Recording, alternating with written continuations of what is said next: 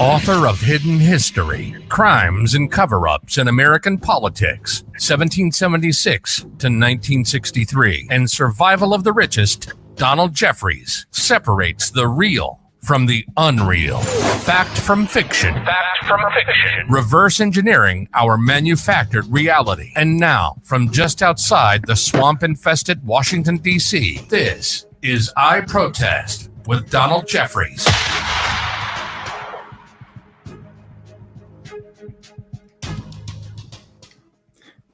And welcome to I Protest. This is Donald Jeffries coming to you, as the man says, just outside the swamp-infested Washington, D.C. We do this every Friday at 5 p.m. Eastern. Appreciate everybody listening at our very special show today. I want to get started right away because I think our first guest is only going to be here for about 45 minutes. Michelle Withoff is the mother of Ashley Babbitt. She's been on our show before, and obviously, and we have our other guest coming too.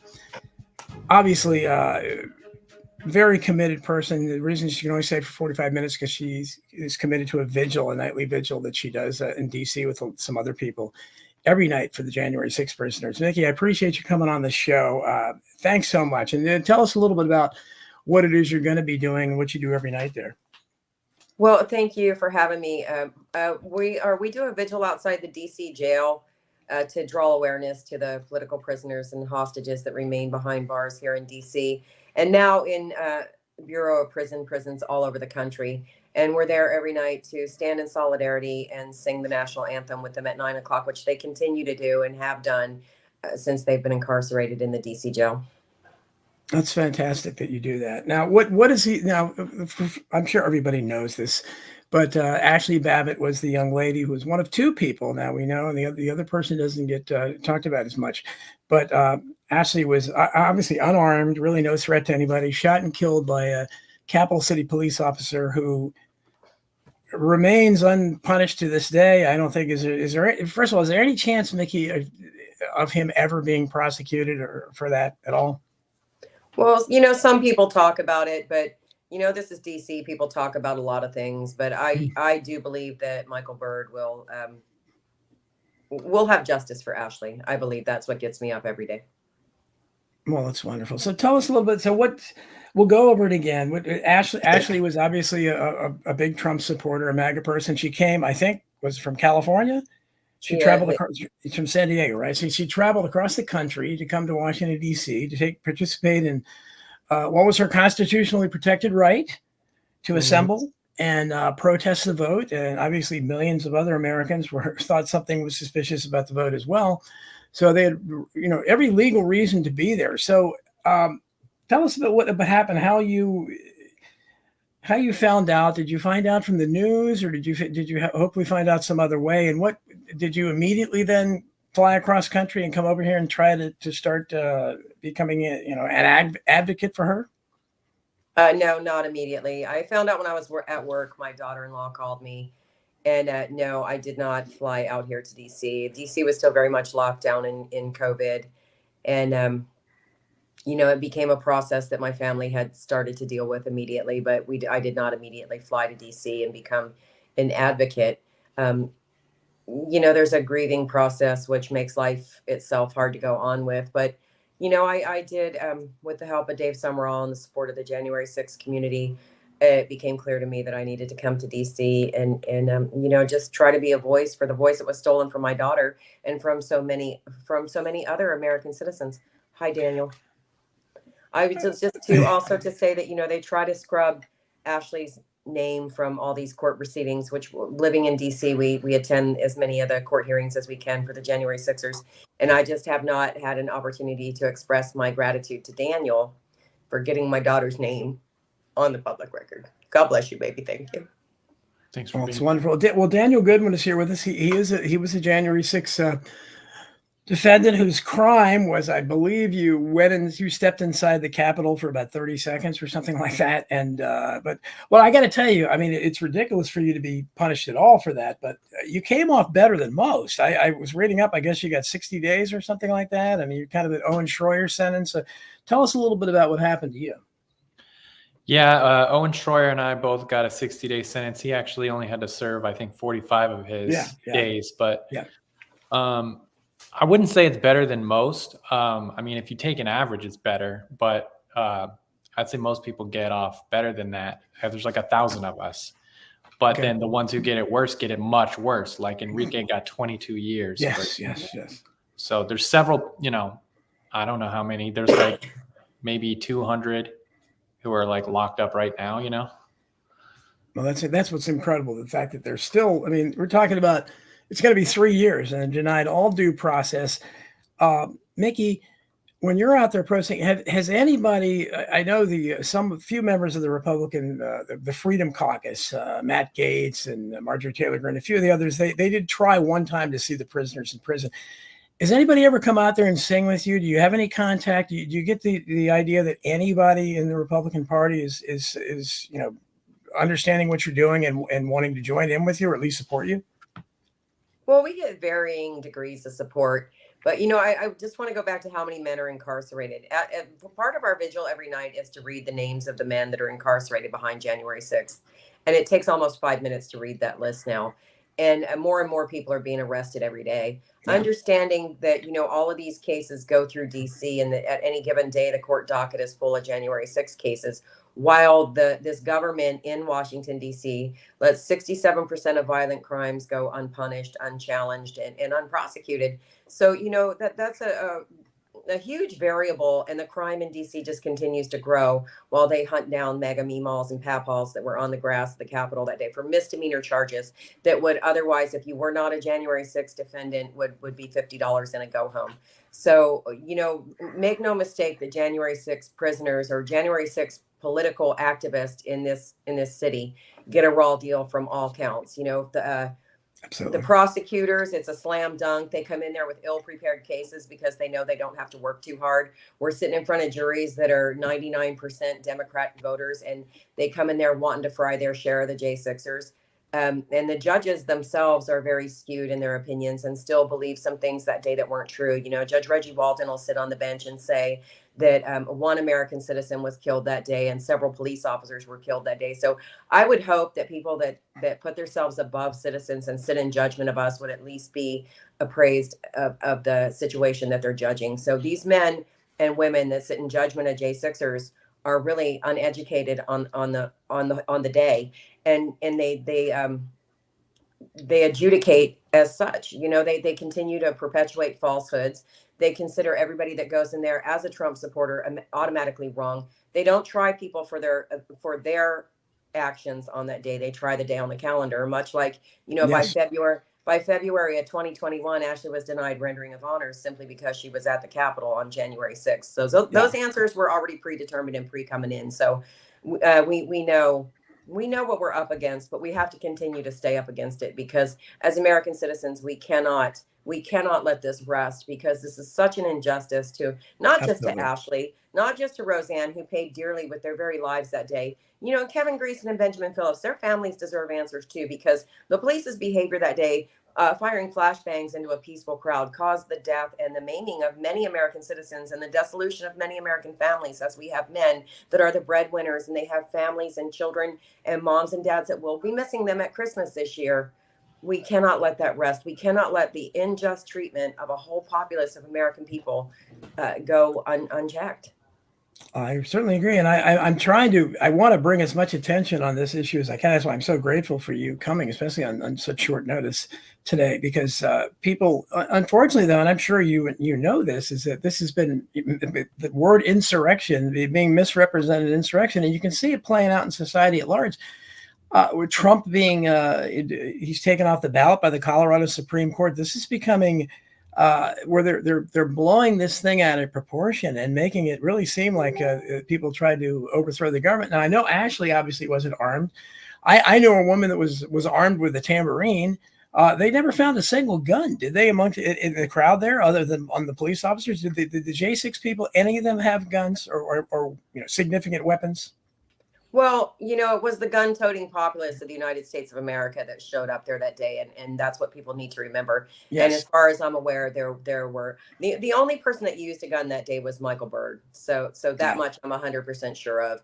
And not only did he shoot my daughter without so much as her seeing him, he he's a sloppy cop and he shouldn't have been there. Yes.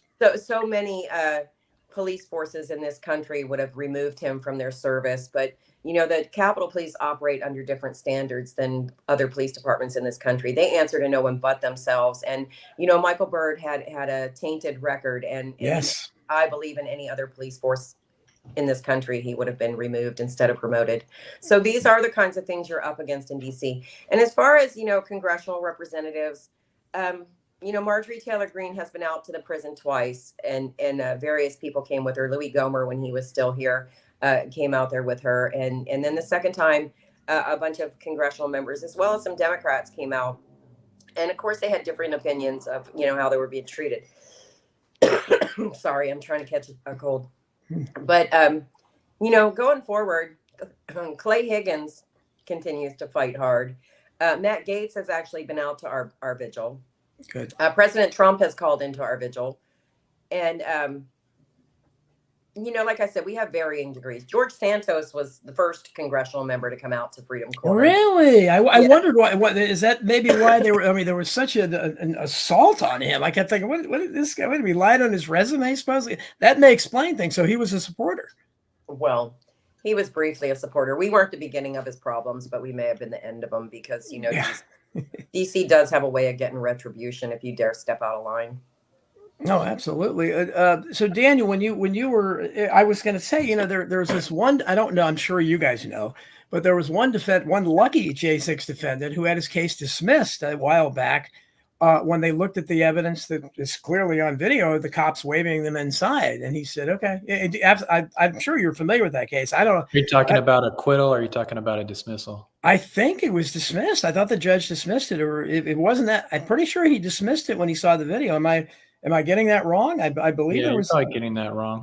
Okay, well, but there were two people acquitted: Matthew Martin, and recently, this guy was an oath keeper. Forgot his name right now. Beeks, James Beeks. Mm-hmm. But his co-defendant wasn't acquitted.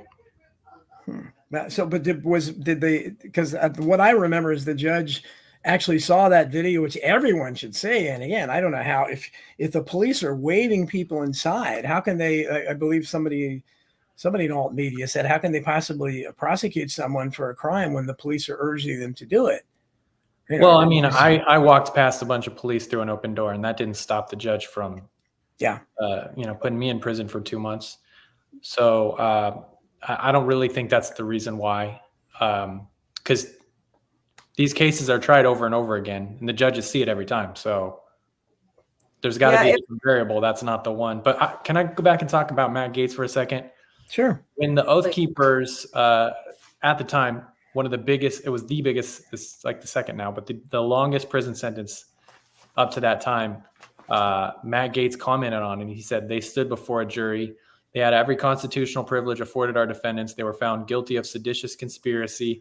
And if they were found guilty of trying to literally overthrow the government, 1, they're idiots. 2, they had no chance. And 3, they probably deserve some punishment. I thought the punishment would be less than there were. So I was a bit surprised by the duration, but I wasn't particularly aggrieved by them. So that's our closest ally, Matt Gaetz. Yeah, that's your ally. I'm particularly aggrieved by the highest sentencing J6er has gotten yet. And at the time of him saying that. And so if anyone doesn't believe me, you can look it up. And he was in a space, and that was published in May of 2023. So for people thinking, oh, that was maybe right near the beginning. No, it wasn't. It was very recently. And so, yeah, the only person I haven't been disappointed by in Congress would be Paul Gosar. Certainly no one in the Senate.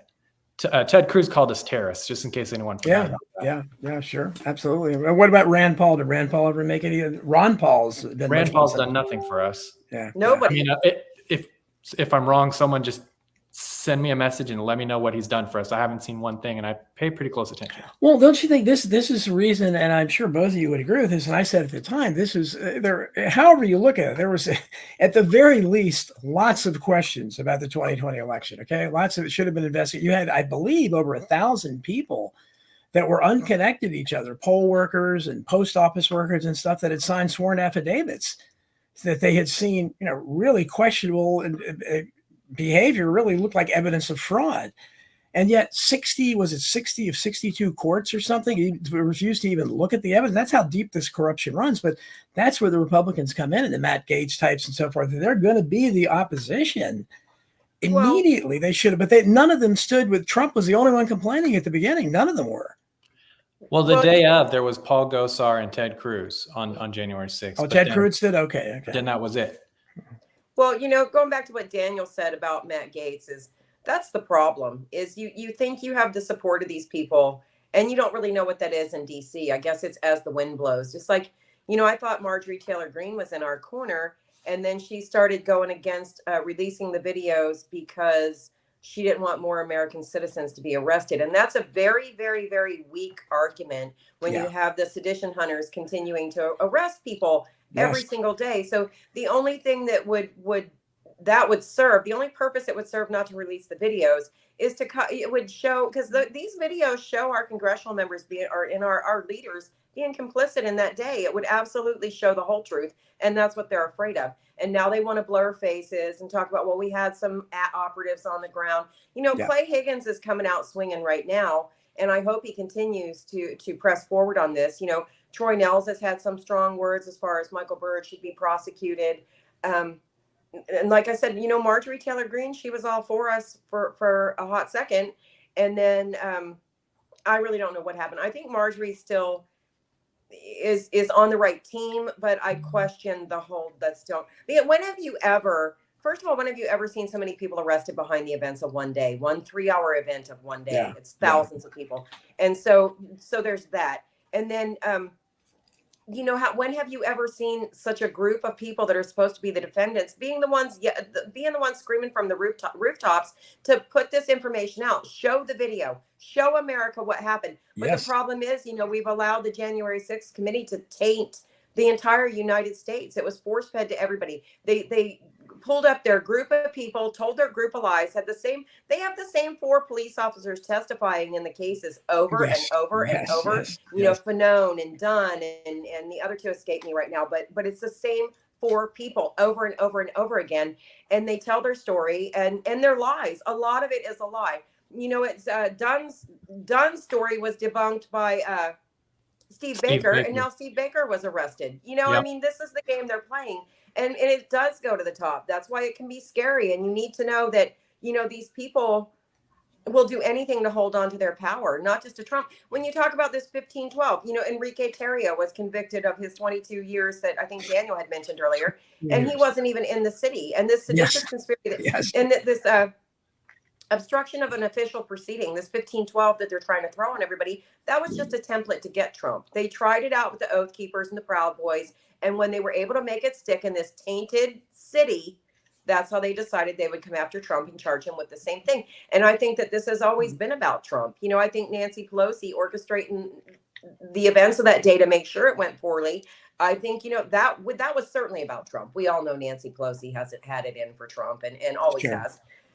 So, I think that whole day was about orchestrating setting up his people and setting him up and laying a foundation for further prosecution in the future. And their plan is playing out. The Supreme Court, I mean, they want Donald Trump's 1512 to bypass the appellate court and go right to the Supreme Court. So a decision can be made so that he can be prosecuted before the primary. So this whole thing lays out like some worse than Orwellian plan, and the American people have played into it. But I have to believe that Americans are waking up slowly, but I can't really, 3 years ago, I would not have believed that our government was capable of these things. I was living a little blessed existence in California, not worried about too many things, even though my daughter was trying to tell me some stuff, and I was like, life is good. Let me live in the sunshine and, just kind of, and so, you can't really, I don't know how much I can hold American citizens for that. So you weren't really politically active, obviously, having, being awakened in the most tragic way possible. In your case, is this is what happened to you once you saw what happened and you lost someone as dear to you as could be? This woke you, as you said, you were living a good life. So maybe you had no idea that people like Ashley and people like me, I've been talking about this stuff for a long time. So this has obviously changed you tremendously, right? In terms of how you look at the country and how you look at our world. Well, you cannot go through something this horrific and not be changed, but it somewhat fills me with regret because I know that these are things my daughter has known. Well, Ashley was in the military for several years and was, a political activist when she came out. She was a small business owner. And when COVID shut down everything, there are some things that really affected her and things she felt strongly about that, in hindsight, I wished I would have been more on board with that. But like I said, I was living a blessed existence and just had blinders on. So yeah, my life has changed drastically. Well, you're here in Washington, D.C. You're so obviously you've moved here. I assume if you're doing this every night, so you're living in this area, you must, right? Because you're and what I really admire you for, and Daniel, you're going to have plenty of time to talk. It's just Mickey can only stay for 45 minutes. So I want to get as much out of her as we can first, and then you'll have plenty of time to talk. But the fact that you're doing this, because a lot of people they might just, okay, I lost my daughter. This is horrible, and maybe be scared for their own selves or something. They wouldn't do what you're doing because you're concerned about what happens to all those other prisoners. And I think that's very admirable. And you've sat in on some of their trials, haven't you? Yes. But, I don't find it admirable. I just feel like some people, whenever a child dies, it's tragic in any way that happens. But what happened to Ashley was more than the death of a child. It was murder. It was public murder that people seem to just thumb their nose at. And it makes me sick that congressional members know there were murders that day and choose to do nothing about it. I know that they're aware. I mean, Kevin McCarthy, he said flippantly that he thought Michael Byrd was just doing his job. And I had a meeting with Kevin McCarthy and I asked him, I said, can you look me in the eye and tell me that you've even watched it? And to my surprise, he was honest. He said, no, I haven't seen it. And he promised he would watch it. And then there was no follow through. I don't know how you could, I haven't seen it and I refuse to watch it, but I don't know. I mean, I know enough what's in it. I've seen it through my family's eyes, through my son-in-law's eyes, and through half of America's eyes. But there was no further contact from his office after that. So I can only imagine he just really doesn't care. The callousness in which these they're home for Christmas. I mean, every single congressional member, there's nobody in DC right now. They're home with their families in their little, vacation homes, living off the fat of the American people, while our men and women are some of them dead, some of them behind bars, and some of them just in ruins. The things that the collateral damage of January 6th is more than just what you see. All these men that are sitting in jail and women that are sitting in jail, and my daughter who's dead, Roseanne, who's never coming home.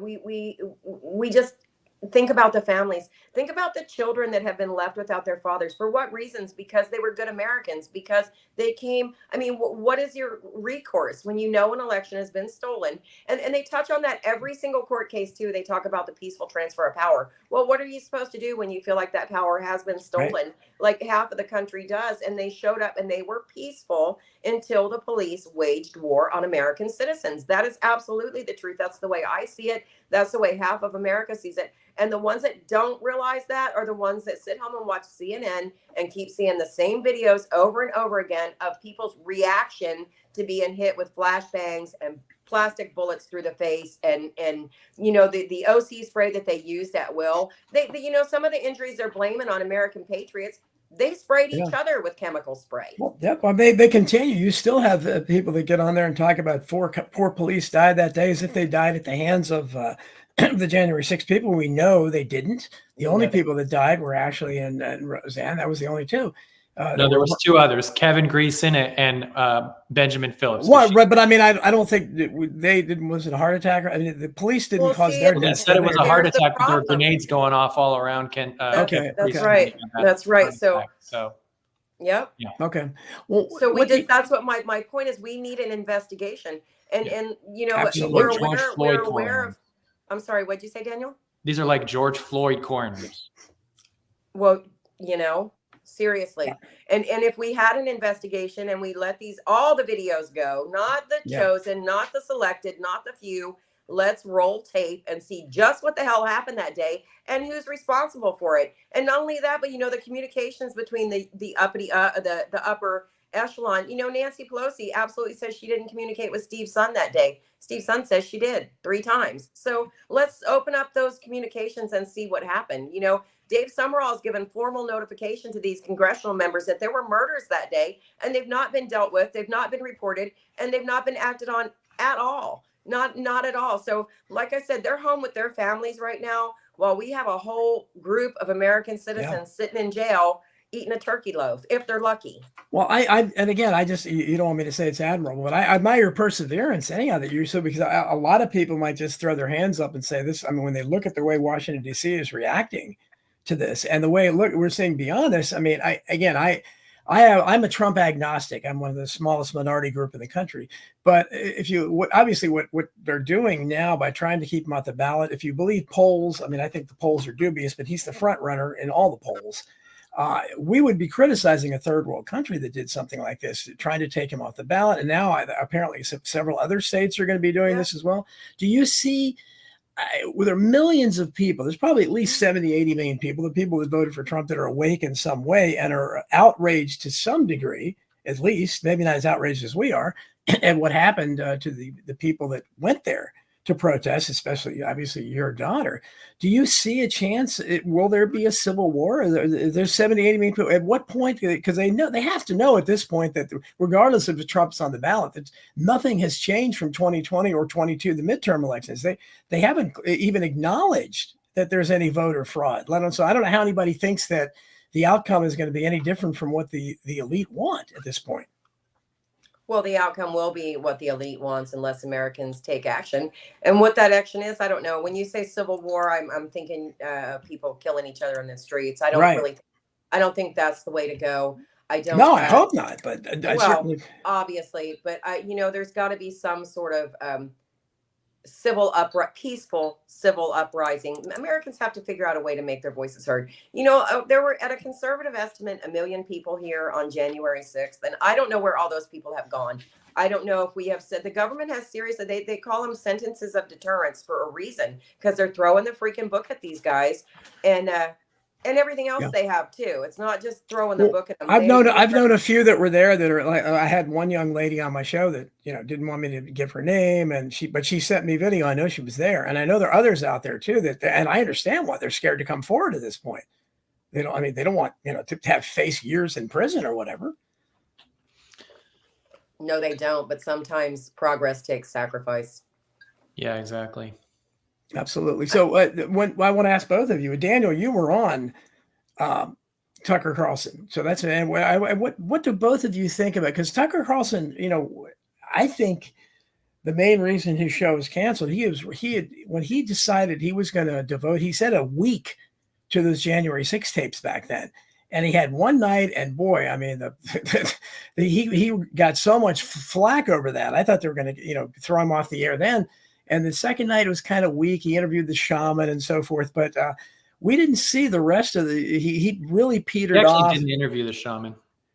Oh, he didn't? Didn't he have him on the show? He'd like to be interviewed. So just okay. I know he talked about him a lot. He talked about him a lot. That. He did talk about it. Yeah. But I mean, what do you think happened? It sure looks like someone gave him a talking to, and it wasn't that long after that he's canceled. And that was, he had you on the show, Daniel. I don't think anybody else in the media would have had you on their show. Do you think? Well, if anybody wants to, I will do it. Oh, sure. Well, I wanted you, but what were your feelings? Did you ever try to contact Tucker Carlson, Mickey? No, not as far as being on. I think Tucker covered my first arrest. My son-in-law was actually scheduled to do an interview on January 6th. So he was on Tucker. Aaron was on Tucker right after I got arrested. That's right. He was. Okay. So, I think, we and a lot of people, obviously, and that in this business, I think you can't distrust everyone. You can't just think everybody's a shill. It looks that way. I know a lot of times, but I think Tucker Carlson, I agree with most of what he was doing. So again, that's all I can say. I don't know who's, Well, he Tucker Carlson had Dave Summerall on, and Dave Summerall is an expert. He's like the godfather of January 6th. Everybody that is a January 6th advocate knows and respects Dave Summerall. And he was on Tucker, And then Daniel was on Tucker, and I'm not exactly sure if any other of the Gen 6 community has been on Tucker, but I feel like, he was advocating for us.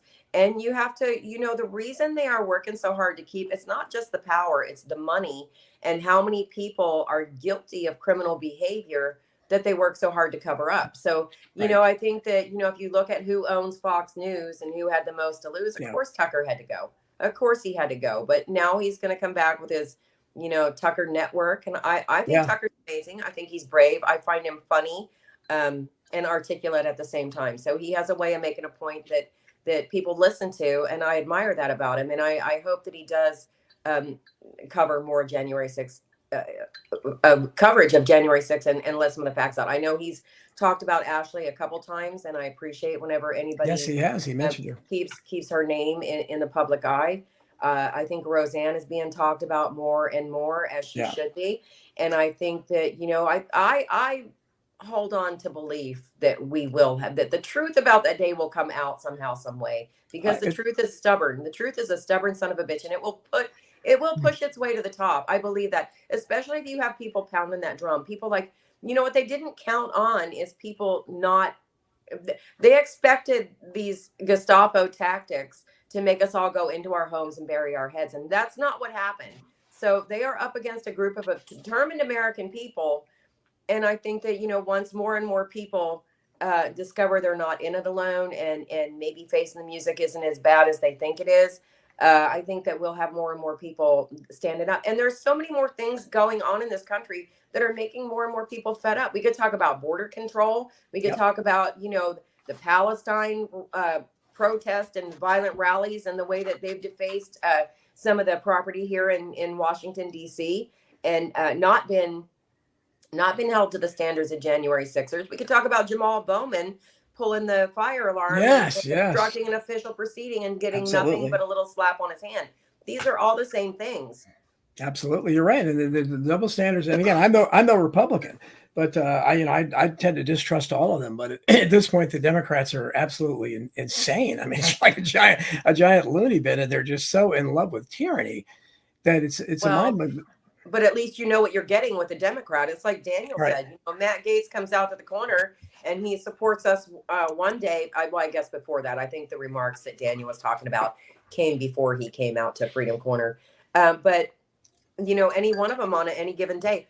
But I will say Paul Gosar has always been a strong advocate. The very first person I heard ask questions about Ashley was Paul Gosar, and I appreciate him for that. Of course, they've made life impossible for him there as well. But I do believe we have people in Congress looking into the situation. I think that, Barry Loudermilk, even though. Well, a lot of us were hoping to see some kind of hearings, especially with the absurd biased hearings that they had before, where they really they didn't even let milquetoast Republicans on the panel. It was absolutely ridiculous. And I think a lot of us thought that there would be some kind of hearings on it. Do you still hold out hope? There was supposed to be. The weaponization committee was supposed to be the opposite or the answer to the J6 committee, but it isn't. It's got a tiny section of it having to do with J6, but it's talking about, because in a sense, rightfully so, there's so much corruption in the, FBI, et cetera, that they have a lot to cover. But I mean, J6 is huge, and we need to have our full on answer to J6 committee on the right. Absolutely. There's a question for you on the screen, Mickey, from Chris Graves. Does the guest keep in contact with M5 News Gary McBride? I asked you about him before the show. Are you still in contact with him? He did some great work on this early on, especially photo analysis. Yeah, Gary is in New York with the America First Warehouse. He'll be in DC on the 28th. And, we do keep in contact. But I'm unaware of what Gary's project is right now. I don't know what he's working on, but he has been, Gary's given a lot of himself to the work of January 6th community. And so have so many other people. That's why, when the government says it's going to be a daunting task to assess this video, we have people that have been looking at this for so many years. I'm going to say one more time, Dave Summerall has looked at it. Trennis Evans has looked at it. Daniel Goodwin has seen his fair share and done analysis. And I believe, I'm sorry, Daniel, please correct me if I'm wrong, but helped participate in some of the documentaries that have gone out. And, I know I'm leaving people out. Free State Will has been instrumental in going over some of these. Steve Baker has been amazing. There are so many people that have such a leg up on this situation, and they should be consulted by our government officials. It's not like we can, fake the video at this point, but we could show them where to look. We could show them in what corners they need to look at and what cameras they need to look at, and really get the truth of what happened that day. I just can't say that enough. Is we don't need truncated videos in these trials. We need to roll tape. Let's see the whole damn thing, because little teeny pieces of it are not, because the government cuts out what they don't want you to see, and they literally cherry pick what they put in there. And like I said earlier, they don't even have to work too hard. It's a slam dunk. Some of these prosecutors roll out of bed, don't brush their hair, show up in the courtroom, and win the case, because they don't have to. They don't have to do anything special. I will tell you, the one person that I have seen go home, and I've sat in a lot of these trials, was Eric Christie, and his lawyer actually fought for him. Carol Stewart. I don't know how you feel about some of the lawyers, Daniel, but I've seen some of them work, and I just don't think they fight hard enough. Yeah. And when Eric Christie was in court, and the judge said, well, he continues to hold on to these views, and Carol Stewart looked at the judge and she said, Judge, I hold on to these views. And she stood there as a lawyer and defended her client and his position and herself, and took ownership of it. And he went home that day. And he had prior SWAT standoffs and stuff. So is the answer a lawyer that will actually fight for you? I don't know. Yes. Well, that goes to the question on the screen there. Do you, and Daniel, you could probably answer this too. Do you, we know Donald Trump's raised a lot of money, $250 million. Has he collected? Do you think it might have been a good idea or a good show of faith to him that he might have offered to set up a defense fund so that the January 6th defendants could hire better lawyers? No, I think he should have used that money to stop the steal. That was a big mistake. But he could have just said a word and pointed people to crowdfunding, and we would have all gotten our fundraisers funded. So and he could have given us money from his own money, but obviously they're going to use that against him. So I could see why maybe wouldn't want to do that. Yeah. Well, see, and I'm under the impression, and my facts could be wrong, because this is just the impression I'm under, that he has put some funding towards some of the January 6ers in some questionable areas. So I can only say that, you're only as good as your advisors. Yeah. And that's the problem. Yeah. They should not have, I don't know what kind of attorney Daniel had, but I mean, some of these. I had the one she was mentioning. So that was I had a good one. Okay. Well, yeah. And I know you don't feel like you got a good deal, but I'm just telling you from the I'm saying she did a great job. Yeah. I think it sounds like she did. I didn't realize. But I was just, your lawyer. I didn't know. Yeah, she was. I was just going to say about, the money that Trump has given. It was through Kash Patel's foundation, from the money they raised from that song. It was like the prisoners singing the national anthem from prison, from jail.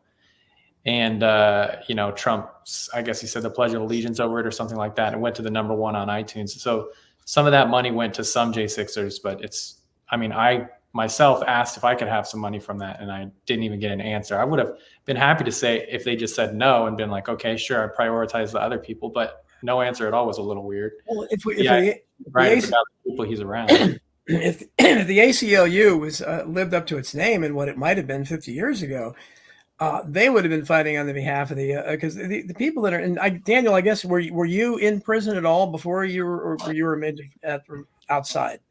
Yeah, so pre-trial I had about 3 weeks in jail, and then I served the rest of my sentence in prison, in federal prison. There were 3 other J6ers with me when I was in prison there. Okay, but I'm thinking like the ones that I think have been in there. I don't know how many are there that have been in there really since the beginning. I guess since January of 2020. Probably about 100 in the DC. I mean, that's shocking. Well, I mean, they move them around. They do move them around. They're in DC, and then they're someplace else, and then they have to come back to DC. And they call it diesel therapy, and move them around and just keep them on their toes. And, that's been an issue. Right now, there are 40 prisoners, or 40-ish prisoners in the Patriot Pod in DC. Right. Well, it's just the idea, again, that I'm a civil libertarian. There's hardly any of us left in America, and with whatever platform I have. But this is the ultimate violation. I can't think of anything. You go back to the Civil War when Abraham Lincoln suspended the writ of habeas corpus and threw thousands of Northerners in without any trial. I suspect if they did try to make an issue of what they're doing, they would probably cite that as precedent. Well, it's the same thing as the Civil War. This is an insurrection because that's the way they're painting this. But you should have people in public positions, lawyers, civil libertarians, if they existed. They should be outraged. I mean, these people have been denied all due process, not to mention the absurd sentences. The Enrico, first of all, how does a white supremacist organization like the Proud Boys, how do they decide they're going to pick a Hispanic to lead them? Doesn't that kind of, I mean, there are a lot of good questions involved there. How does not only Enrique Terrio, but I'm going to tell you one of the cases that breaks my heart is Ed Vallejo. He's an oath keeper. He's 73 or 74 years old, also did not come into the city, remained across the river in Virginia and did not enter the city. And he's living out his, I believe he has a 3-year sentence, but he's 73. So it's so ludicrous the way, I'm not saying he won't live those 3 years, but 73, when you're 73, those prison years are hard, Yeah. And it's not the best thing for your, yeah. No, and these people, they deserve justice. And this is the I don't know about Daniel, but the most frustrating part for me is to know how many of our officials know that this is wrong and choose to do nothing. I don't know who you have to get in front of to make somebody give a shit, but they know, and they don't care. The large majority of them. We have how many did we mention, Daniel? Maybe 4, 5, 6 of them that are even looking our direction. Right. And that's terrible. It's terrible. It's a terrible, especially when it's so obviously wrong and so obviously lopsided and so obviously overreach and so obvious. Trina Seven's still working hard on a change of venue. Why are these men being tried in D.C. where everybody hates them and they come into these jury boxes and you can see it on their face that they want to fry a J6er and they get to tell their grandkids, that's the insurrectionist I've got right there. And I do believe that's a thing. I watch the voir dire process. And these people absolutely hate us coming in, hate us more going out. Yeah. Well, I believe AJ Fisher recently filed a change of venue motion that's hopefully better than the one so far. So we'll see how that goes. But, I really believe, Jesus said you will know the truth and the truth will set you free. And I believe that the truth can set us free. So for me, that's one of my missions and goals is to get the truth out there. So far we put out 2 or 3 documentaries, and this next one we're going to put out very soon is going to blow all those out of the water. And hopefully this one actually gets the national attention it deserves, because if the American people really see what happened that day and they see Joshua Matthew Black get shot in the face at 107 before anyone was having any scuffles with police, I think they're going to have a different opinion about January 6th.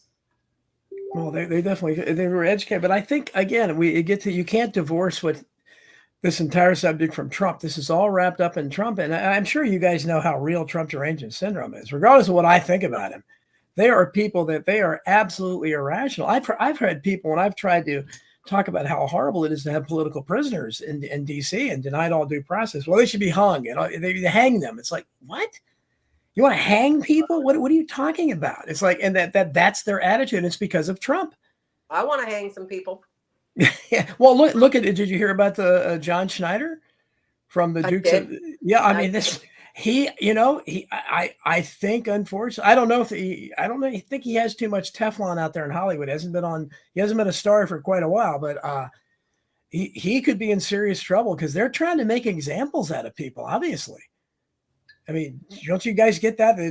They're just basically saying you are not going to dissent any longer, because that's basically what they're doing. And look what if you're prosecuting Trump or anyone else for complaining about the election, I mean, can't they do that to any of us? Right. The First Amendment is fun. That's what this was all about. Yeah. I mean, because the idea that they can prosecute somebody and not only that, they're prosecuting him on exaggerating the value of his assets. I mean, how many people that don't, I mean, people exaggerate their property and everything all the time. Probably not even right about that. Yes, I mean, it's not, it doesn't even matter, but it's not a criminal offense. And yet he'll be convicted because he loses in all these court battles. It's all like Well, those if show you find trials. the person, and then I'll find the crime. You know, Yeah. we've got a full-on communist takeover. Exactly. Exactly. And, such a bias. We could talk, when we talk about other bias behavior, look at how, Biden, the kid gloves are used on him. You can't go after him for his dealings with China. You can't go after him for his dealings with his shell companies, Hunter just ignoring his subpoena. And this is how it goes here in DC. I've recently had somebody that was close to me tell me, "You'll never win against the government, Mom. You'll never win against." Oh, so, well, I guess one of my kids, they call me Mom. Anyway, I was told one of my kids told me that I would never win against the government, and I don't know. I don't know that that's true, but we have to keep trying because there is so much out there to see. And like I said, it's so obvious to people that have seen it, but who do we have to get in front of for it to make a difference? Who actually has the power? I mean, we have the majority in the House right now and we don't in the Senate. Does that mean the Senate's powerless and they're going to roll over and sit on their hands? I don't know. I've seen Christopher Wray in several committee hearings. It's like he's a professional testifier now. He goes up there, he lies all the time. Marjorie Taylor Greene was questioning him hard about, all the Hamas, like the Facebook, one of the Southern Law, I'm so sorry. Let me Southern Poverty Law Center. Yes, thank you. One of the lawyers was posting things on Facebook and she's like, well, this is hate speech. And Christopher Wray sat right there and said, we do not go after American citizens for Facebook posts. Well, we know that to be a lie. We know that to be a lie. We have people, and he said he didn't burst into flames saying that or something. Well, somebody did call him a traitor, but wow. Not lying in Congress is perjury. Well, you would think, Daniel, when are they coming with the handcuffs? Because he sits in these committee hearings and lies all the time. Peter Navarro, who I had on my show last year or whatever, he was convicted of contempt of Congress for not responding to a subpoena.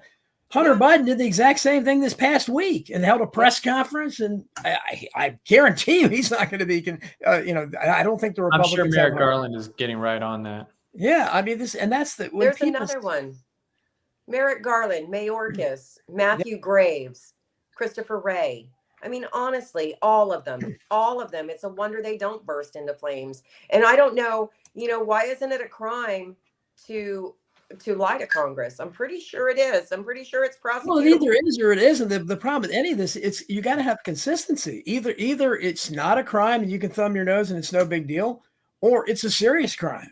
I mean, but you can't apply, and that's the problem. And I think that goes to the heart of everything we're seeing. You mentioned the pro-Palestinian demonstrations or anything else.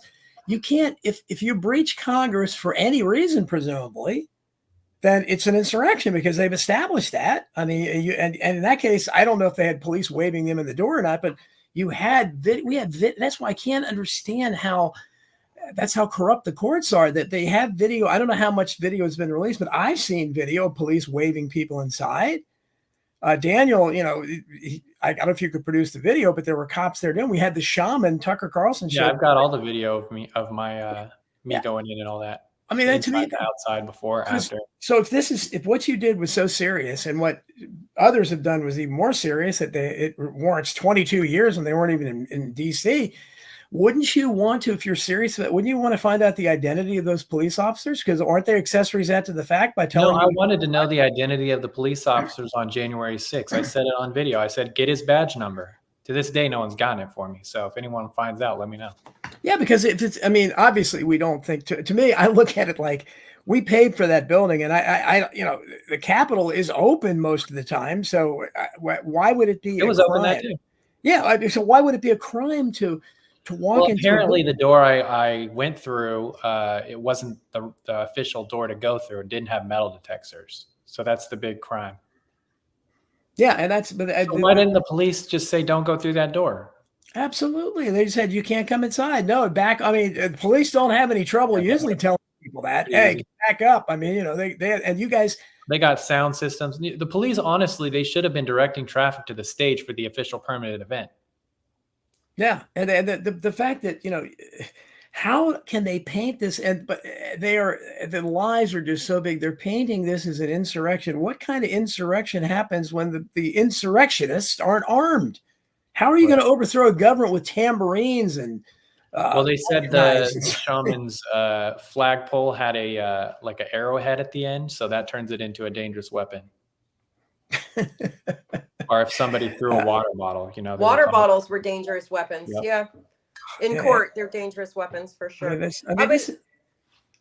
Go I ahead. just can't. No, I was thinking about Peter Navarro, and just an interesting side note, not for nothing, but he when he went into his when he was in his court hearing, he did not sit down. When you say stand before a judge, Peter Navarro stood before the judge the whole time.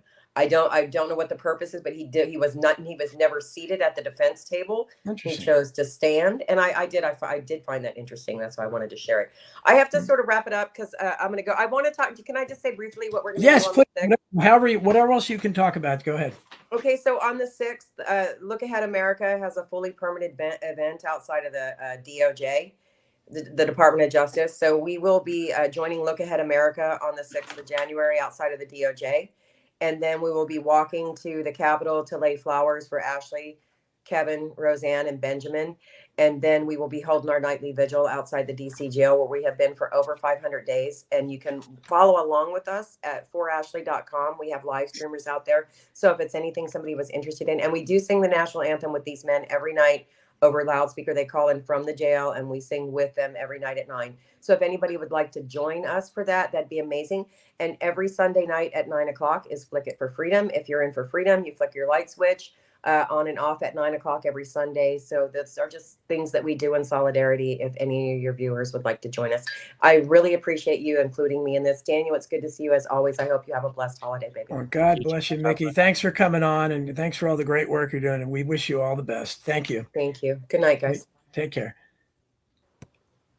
Okay, Mickey Woodcup, very courageous lady. Obviously, lost the most precious thing you can lose during so Daniel. And now let's start from the beginning, because again, I hope you don't mind that I wanted her to talk a little more because I knew she didn't have that much time.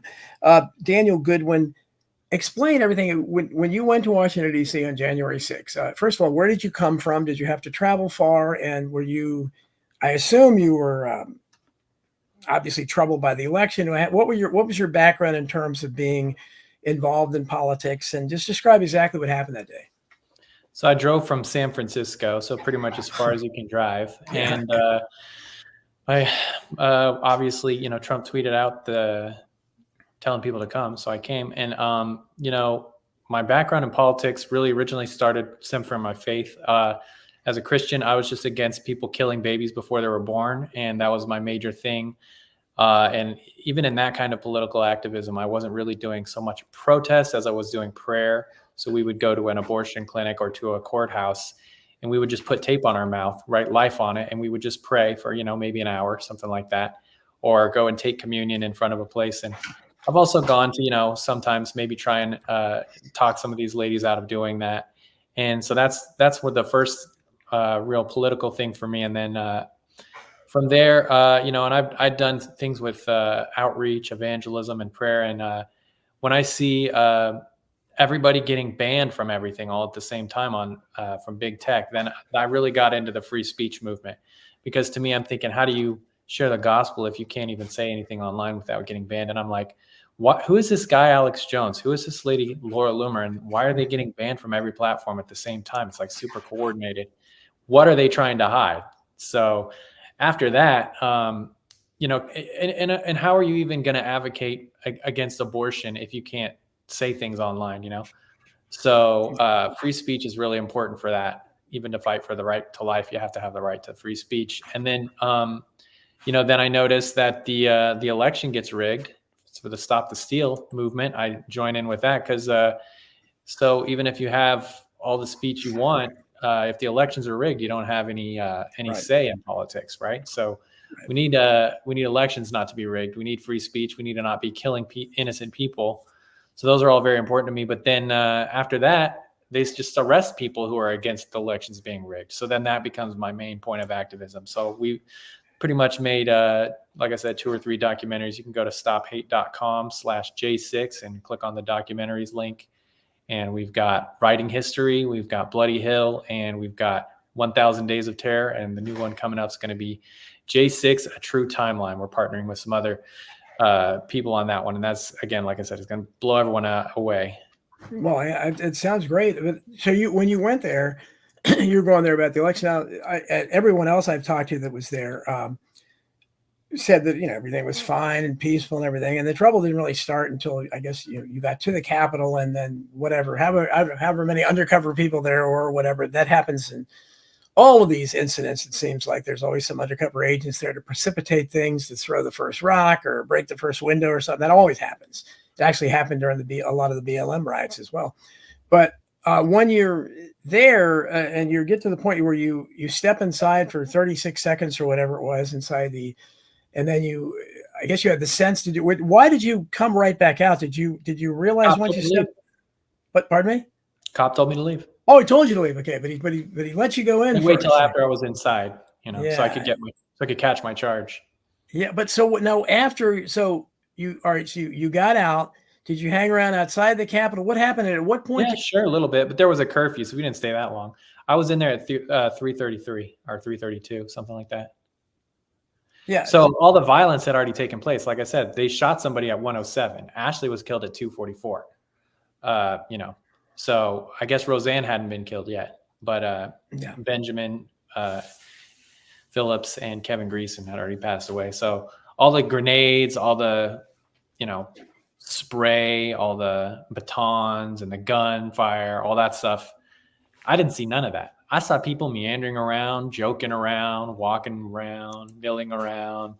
You hear people chanting, "Stop the steal, USA." I was joking. I was literally over there saying things like, "Hey guys, can we get 6 feet? We got a pandemic going on." And, I have one laugh.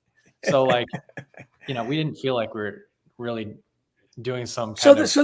I think this, I get the sense from other people I talk to that were you shocked at how heavy-handed the reaction was? And I don't know, were you arrested that day, or did you get something in the mail? I'm sorry. That month. Oh, that month. Okay. So did they come to your house, or how did that work? Yeah, they did. I was actually called by the FBI, and I told them, you can talk to my lawyer. And so they did. They talked to my lawyer, and he said, okay, well, let's, arrange for a self-surrender, or so he tells me. So we were going to have a self-surrender, but then they, before the scheduled time, they actually came and did a pre-dawn raid, Roger Stone style, with a medieval style battering ram. The FBI-led counterterrorism task force. They come and traumatize my family, put us all in handcuffs. The only one who didn't get handcuffs was the last one out of the house, my mom. So they, were pointing guns at us with lasers and everything. It's all on our ring video. Wow.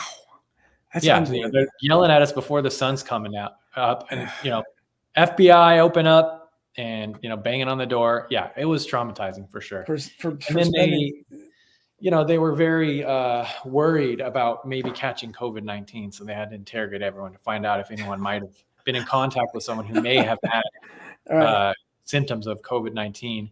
And they were very concerned that I wasn't going to wear a mask. So they tried to put one on me several times, which I was handcuffed. And I told them you could talk to my lawyer. So I was not talking to them, but I needed to get it off. So I kind of used my jaw to move it around. And then they wrote in the report that I had chewed through 5 masks. Not exactly how I would characterize it, but they're very dramatic. They're big, tough, SWAT team, but they're very afraid of germs, I guess. Yeah. Well, I get just that. I the idea that they would keep in mind. I mean, the audience that he set foot inside the Capitol for 36 seconds or something, and that required a pre-dawn raid with the SWAT team. I mean, those are our tax dollars doing that. And unfortunately, I would say that all the conservatives out there, that conservatives were the ones who loved this stuff. They loved the SWAT teams and the raids. They supported all that when they started, bringing those out in the 80s and the 90s. And now they're being, I didn't hear any complaints until they raided Mar-a-Lago. And then suddenly it's abolished the FBI, which is a good thing. I think we should at this point. But so you were, I mean, what is your family? And I don't know what your family status is, but before this happened, did your family support all of what you were doing, or do they think you were crazy like my family generally thinks I am? Well, my sisters basically have gone left wing, but the rest of them are supportive. That's good. But after like, what did your sisters think, for instance, after this? They don't talk to us anymore. I mean, my one sister does now, but that's what happens with the liberals. They just cut you off. So, but even after, I mean, they knew that. I mean, they presumably they would be concerned with your mom's welfare. That they're having a pre-dawn SWAT team raid, and they thought you deserved that. They thought they acted appropriately or something. I didn't talk. My older sister, I still haven't talked with her about it. My younger sister, I didn't talk to her until right before I was sentenced. She finally was able to hear my side of the story, and then she wrote a letter in my support for the judge. So that was nice. But the other one still hasn't spoken with me. And but my brothers are both supportive. My parents have been supportive the whole time. My mom basically is an activist now in support of J6ers. So she had just retired right before it. Great. Well, that will that'll kindle your activist spirit. I mean, having being on the being in the face of something like that. I mean, that's just such overkill, and this is exactly why I think maybe not to most of them, but that's the kind of spirit that caused 1 million people or however many to come, like you did from California. Ashley Babbitt came from San Diego, California as well. People came from all around the country, and this is the closest thing we ever had in modern times to a show of really protesting. Just the general it was about the election, but I think people were protesting these kinds of things, and it's so terrible that the response to it has been more of these kind of raids, more of the heavy-handed stuff, and they're just reinforcing what millions of us know, and they don't seem to care. I mean, when they were looking at you, I'm incredibly amazed that they're not embarrassed at doing that. That they're coming out in the pre-dawn. They have to know that there's nobody dangerous there. Certainly, the rest of your family isn't. And how do they consider you dangerous that you needed something like that? Literally no idea. It's bogus. It's incredible. Chris Grace has a question. Mickey's not here now, but do you know if anybody's communicated with the jailed people from the Gretchen Whitmer kidnapping hoax? Is there a lot of similarities there? I haven't heard from anyone that they have. I know a lot of them got acquitted, so I don't know how many are left as jailed folks. Yeah, I know, but and just because I think maybe 2 or 3, or I think over half of the people that were in on the plot were FBI informants. So to me, that should discredit the entire thing. What it obviously does. I mean, there was a hung jury and there was an acquittal. So I don't know how many are still left from that. Yeah. What did you? How do you feel? Because my audience is very skeptical about Trump, as am I, and I know Mickey still supports him. What are your thoughts on Trump at this point? Because a lot of people as think opposed to who? Well, no, obviously he is the opposition at this point. But I mean, do you, if he's and again, I don't know why people would think if really all this is to keep him out of the White House. I don't know how they think that that he would be allowed back in the White House at this point. But do you think if he got in, do you think he would pardon everyone? Which he said he would. He said, okay. Well, we'll see if he does. But because do you think that he could have? Because a lot of people said he could have pardoned people before he left office. He could. Oh, it's not an opinion. He could have. Yeah, but so is that because I know Joe Biggs has said that he's confident that Trump will pardon. I hope he does, but I don't know. I have my doubts at this point. But I'm looking. Well, the thing that we have doubts about is how's he going to get into office, even if he gets a billion zillion votes.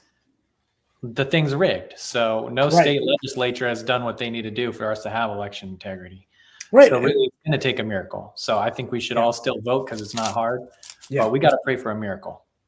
What are your thoughts on? I didn't get to ask Mickey about Vivek or Ramaswamy. He seems to be the one who's talking mostly about January 6th. I don't think any other candidate is. What are your opinions of him? Trump has talked about it. Well, yeah, Trump's involved in it. Oh, yeah. Other than him, I would say they're all rhinos, obviously. Yes, I don't think any of them, even if they did mention J6, it would be in a negative way. Yeah, exactly. And Chris has another question. What do you think of what do you think of the Whitmer kidnapping protesters being FBI? Do you think that, again, that lends credence to what a lot of us, including Tucker Carlson, were talking about, the number of... Of course it does, but you don't even need that. So go to stophate.com/J6 and click on secret agents. We got a list. A lot of the secret agents are named. They're known. We know who they are. So it's not like were there. It's not like were there. It's like how many were there. How many were there? Exactly. What do you think of what is the status? I mean, Ray Epps has been the most visible person. Tucker talked about him a lot. He still hasn't been prosecuted, as far as I know. Yeah, he's awaiting sentencing. Oh yes, okay. Yeah, he was supposed to have a sentence like 2 or 3 days ago. I think they moved it to January. So we can look forward to him having like a $500 restitution. Yeah, I was going to say, I think he'll come out better than any of the rest of you guys, would be my guess. Because I mean, the idea that he could appear in He's the only one I know of who got a plea deal the day after his charging. Yeah. Well, it took the fact that, I mean, you think something like Owen Schroyer. Owen Schroyer is on videotape telling people not to go into the Capitol, that they're being set up. It's a setup. And somehow that's not exculpatory. Well, he said 1776. So yeah, we can't say that. No, Used to be something, the ultimate form of patriotism, to say 1776, but we can't talk about. I don't think patriotism is allowed to either. So no, not that kind of. I don't know what patriotism means at this point, but and then you have Ray Epps, who is on video urging people to go inside, and people chanting "Fed, Fed, Fed." I mean, it couldn't be more obvious, and yet the New York Times has a story on him, a sympathetic portrayal where he lashes out at conspiracy theorists. Like what? Yeah, well, the Mockingbird media is really likes him. I don't know. They actually haven't written anything positive about anyone else. It's the only J6er that's gotten some positive press. So, that does kind of lend some credence to the theory that he is a Fed asset. I mean, there's a lot of people in my audience that express this kind of view. Do you think there's a remote possibility that Trump was part of the setup? Ray Epps wouldn't be there if Trump didn't have everyone there and wash his hands of them. A lot of people are suspicious of Trump, and they think that, of course, there's a remote tiny possibility that Trump was part of the setup. Absolutely. I mean, because it certainly seemed like he, and again, you talk about him fighting to stop the steal. What he was doing was kind of this ineffective behind the scenes stuff. And of course, the Republican Party had no interest in fighting this at all. And I think that was a mistake from the very beginning at the party. As the right, but I mean, if that's going to be your stance, then don't raise all the money saying that's what you're going to do. Right, exactly. Because yeah, exactly. And that's the thing. It's Trump. I mean, to me, I don't know how he could have opened any of his rallies without starting with the political prisoners in Washington, D.C. But he does. Well, he does now, but he took a long time, and he visited Ashley. He was definitely late to the party. Yes, he mentioned Ashley Babbitt first, and I know Ashley's mom loves him, and he visited her, and I'm sure that had a lot to do with it, and talked to her and everything. But to me, he could have. I think he makes it so much about himself. That's just the way he's always been. So yeah, when you surprise anyone. When you have all those people, so you served. But it's worked in our favor, for him to be that way. Yeah, well, and again, as you said, he's regardless of what he is the voice of he is the face of the opposition at this point.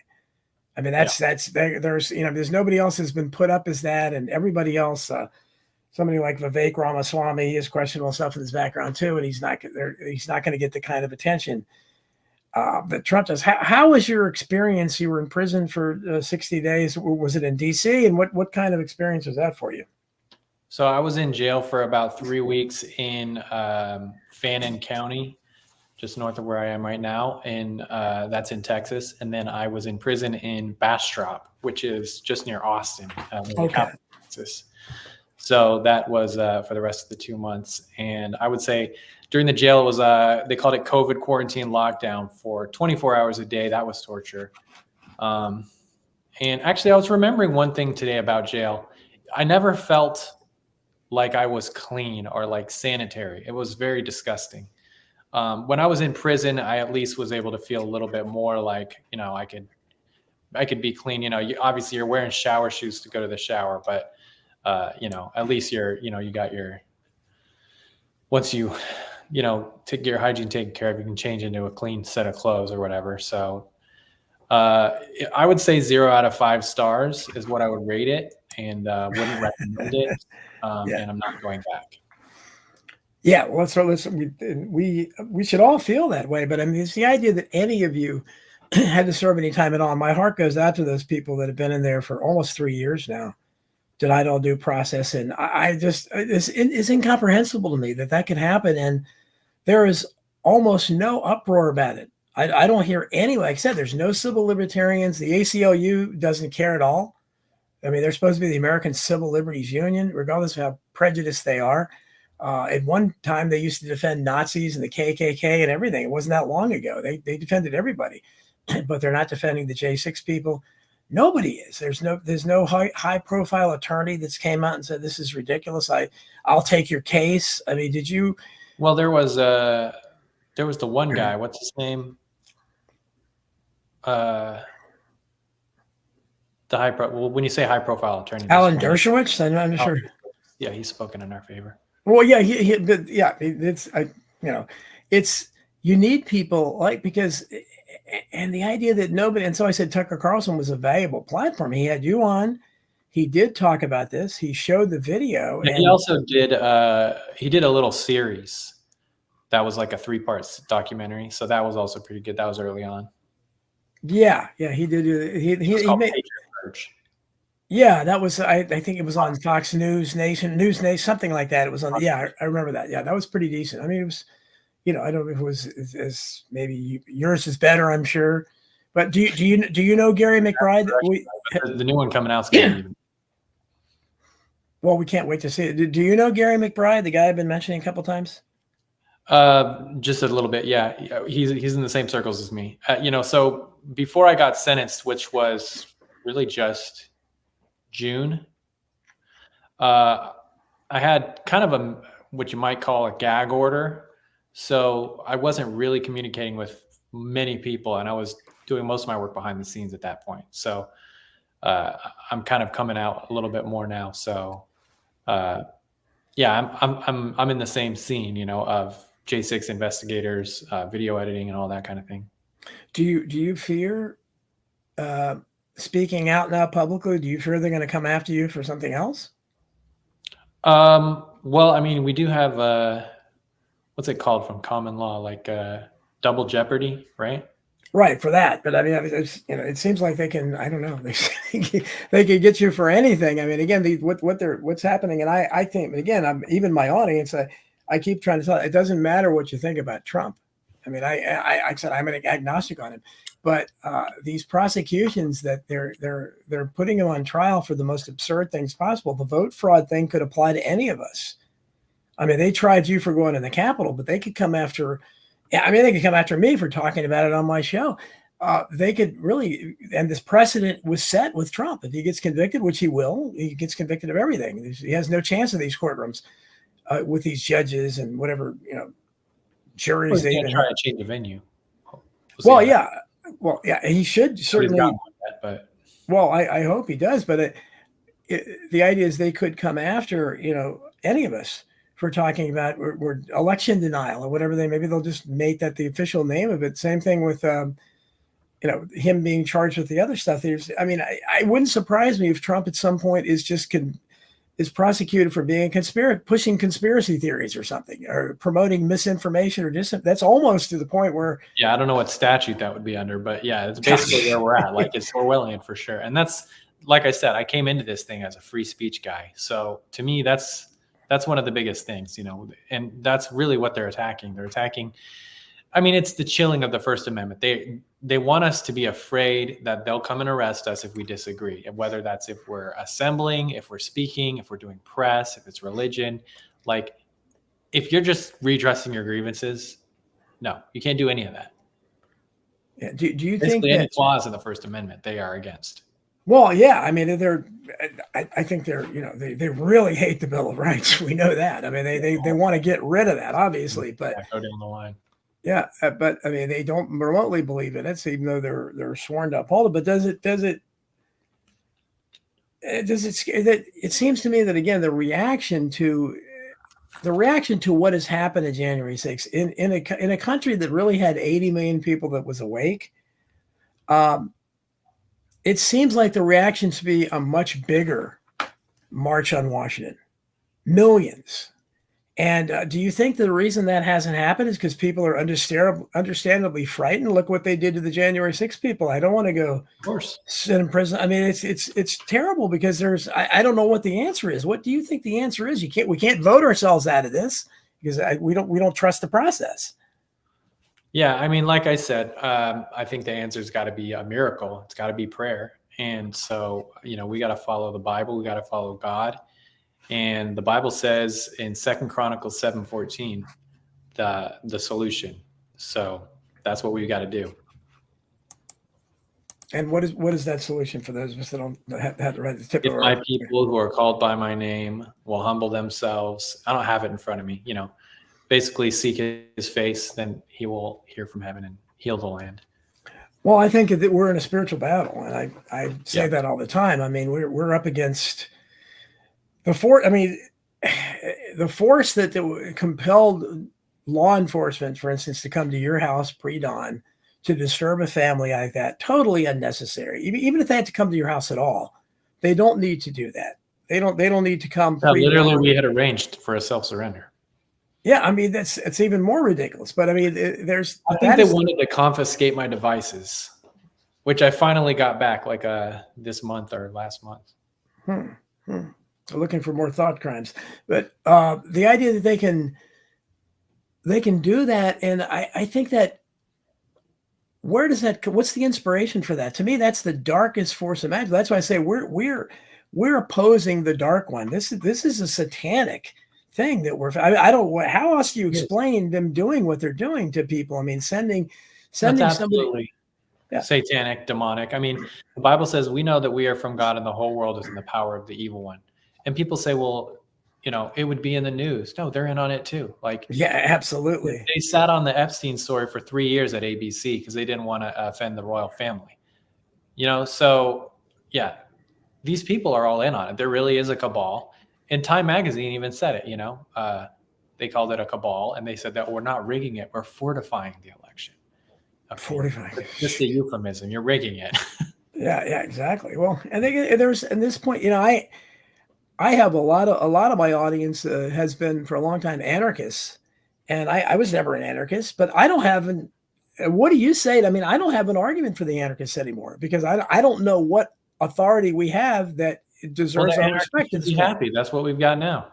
Yeah, because I'm not sure. I'm not sure what makes them happy. The problem is, I think it is one of these horseshoe things because what we've got going on here is like anarcho-tyranny.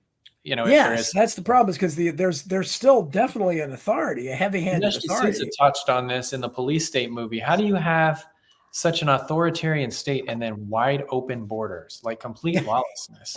Yes. That's why I tried to tell people about the COVID narrative from the very beginning. And I wrote the book Masking the Truth, how COVID-19 destroyed civil liberties and shut down the world. Sherry Tenpenny wrote the foreword for that. And that's the most shadow banned book in the country. Just unbelievable the games they're playing with that. But I tell it's a lot of the other critics are not saying this, but from the very beginning, you could tell this was not what it was portended to be. Because they didn't shut down the borders. In a real pandemic, a deadly illness, that's the first thing you would have done. You would have sealed the borders. They never did. They left them wide open. Politics did not change. And they even went so far as saying that the BLM riots would actually slow the spread, but the Trump rallies were super spreaders. Yes. Oh, yes, exactly. We talked about all that. You had, I think it was de Blasio in New York said he banned all demonstrations except Black Lives Matters. What? I mean, it's like, you expect us to take you seriously when you're doing this? I mean, yeah, you go to the restaurant, the germs are going to come get you while you're standing, but if you sit down, then they won't. They're very smart germs. I spend a lot of time about that. And, I talked in my book about how Anthony Fauci, that was one of the things, apparently it was a book that came out later that quoted him.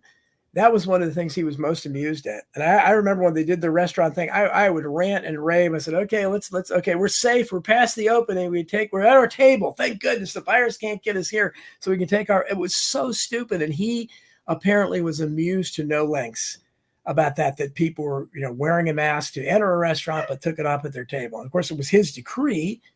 But that shows you the kind of respect, and they laugh at us. I think they really do.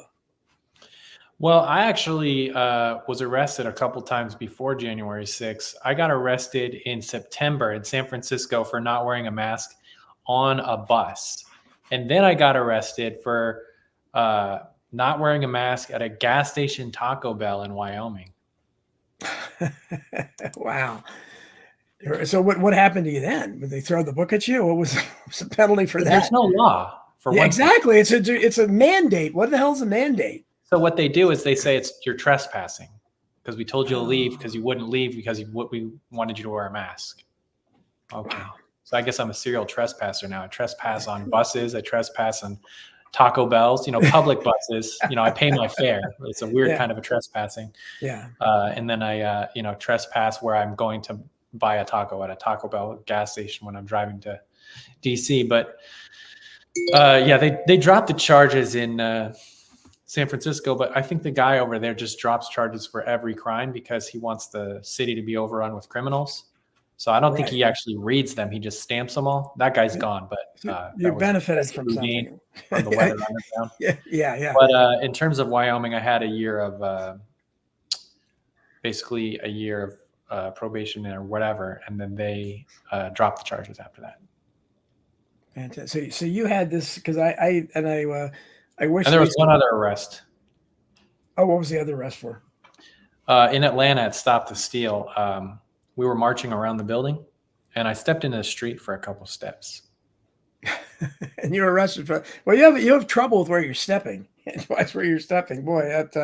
So that was trespassing in the street, or what kind of charge is that? Yeah, what was that charge? I don't even know. I pled no contest and got time served. They told me that would only show up if on my record if I was in Atlanta. So I just wasn't too worried about it. I moved on. So but I got my Atlanta mugshot like Trump. So for Stop the Steal.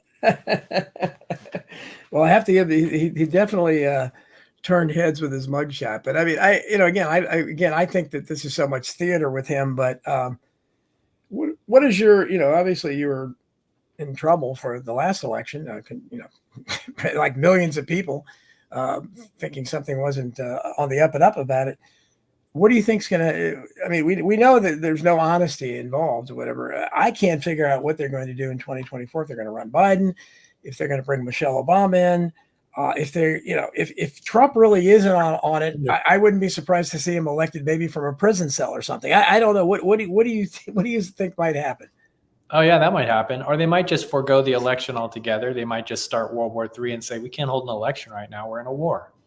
Yeah, they could do that. People obviously been talking about that for a long time. They get COVID, they keep talking about variants and COVID coming back and everything. And climate lockdown, cyber polygon, hacking crisis. There's a lot of options the globalists have up their sleeves.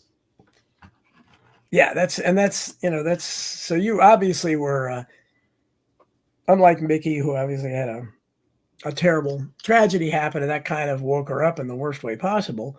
But I don't get the idea that she was much of an activist before that. You're in this thing. I mean, you obviously have been, doing this at least for a while. When Trump ran in 2016, were you aware politically before that, or were you just inspired by his really good revolutionary rhetoric during the campaign? Yeah, back then I was just doing the pro-life stuff. So, I'm glad that he got us some Supreme Court justices that would overturn Roe v. Wade.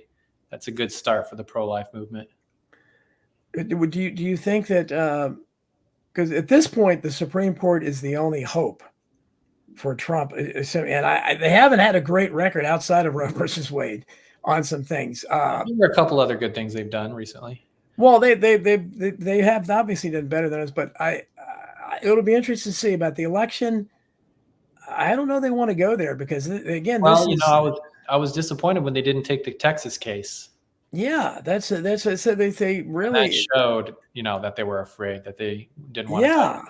Yeah, and if they won't touch in terms of J6, it looks like they're actually going to take up the 1512, which is the most serious case. It's the most serious charge. Explain what that is. 1512 is the obstruction charge. Okay, and so it carries 20 years. That was one of the charges I was charged with. Trump is charged with. But there's Fisher, Miller, Lang. They were charged with it and got dismissed by Judge Nichols, and the government opposed that, and it went to the appeals court, went beyond that to the Supreme Court, and they decided they're going to hear it. So we're going to find out what they decide on that. I can't imagine them not ruling in our favor, though, because it's really bogus. The charge itself is like an Enron thing, and they used it for, paper shredders. So nobody was shredding papers on January 6th. Really, to say the obstruction of an official proceeding is. Well, if the Supreme Court does react the way they hope they would, and does something, tries to rein in the tyranny, there's so much of it. How do you think, especially if they did something like if they tried to, the 1512 thing, if they try to block or overturn essentially some of these January 6th convictions? I mean, how the media and the deep state itself, how would they respond? I mean, I don't, we've never seen this kind of ingrained, we are more corrupt, I think, than any country has ever been in the history of the world.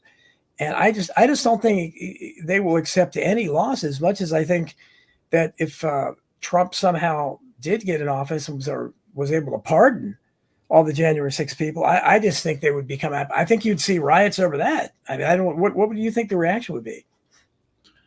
We'd have to wait and see, I guess. Yeah, I mean, obviously the Soros-controlled Antifa would have a lot of things to do, but I mean, Trump could crack down on that. I remember when the riots were happening from BLM and all that, I was kind of hoping he would send in tanks and helicopters. Well, and that's what a lot of us looked at, is that the country was burning down. And again, you talk, it wasn't an insurrection, but it was a lot more damage was being caused than anything that happened on January 6th. And, statues were being torn down. You talk about anarchy, buildings set fire, police stood down. They were kneeling down with some of the officials, and Trump was the president during that time. And that's what a lot of people said, where is this tyrant? They claim he's a dictator and stuff. He didn't send the National Guard in. He didn't do anything. So I think that's that. A lot of us lost face with him over that, and he's a whipping boy for this. There's no question. He's there. He's the one they keep coming back to, and I think symbolically he represents the opposition. The dissenters. I mean, basically they're trying to. When they punish him, it's basically, I think, is a warning to the rest of us. It's that you don't go there. Don't complain about elections anymore. Don't do this. Don't do that. If they do put him up on disinformation or something, that's the one that really frightens me. If they do that, if they try to, ingrain something like disinformation or hate speech or something like that into our law, it's all over for.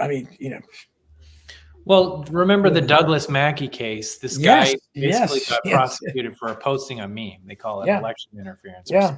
So they could use that angle.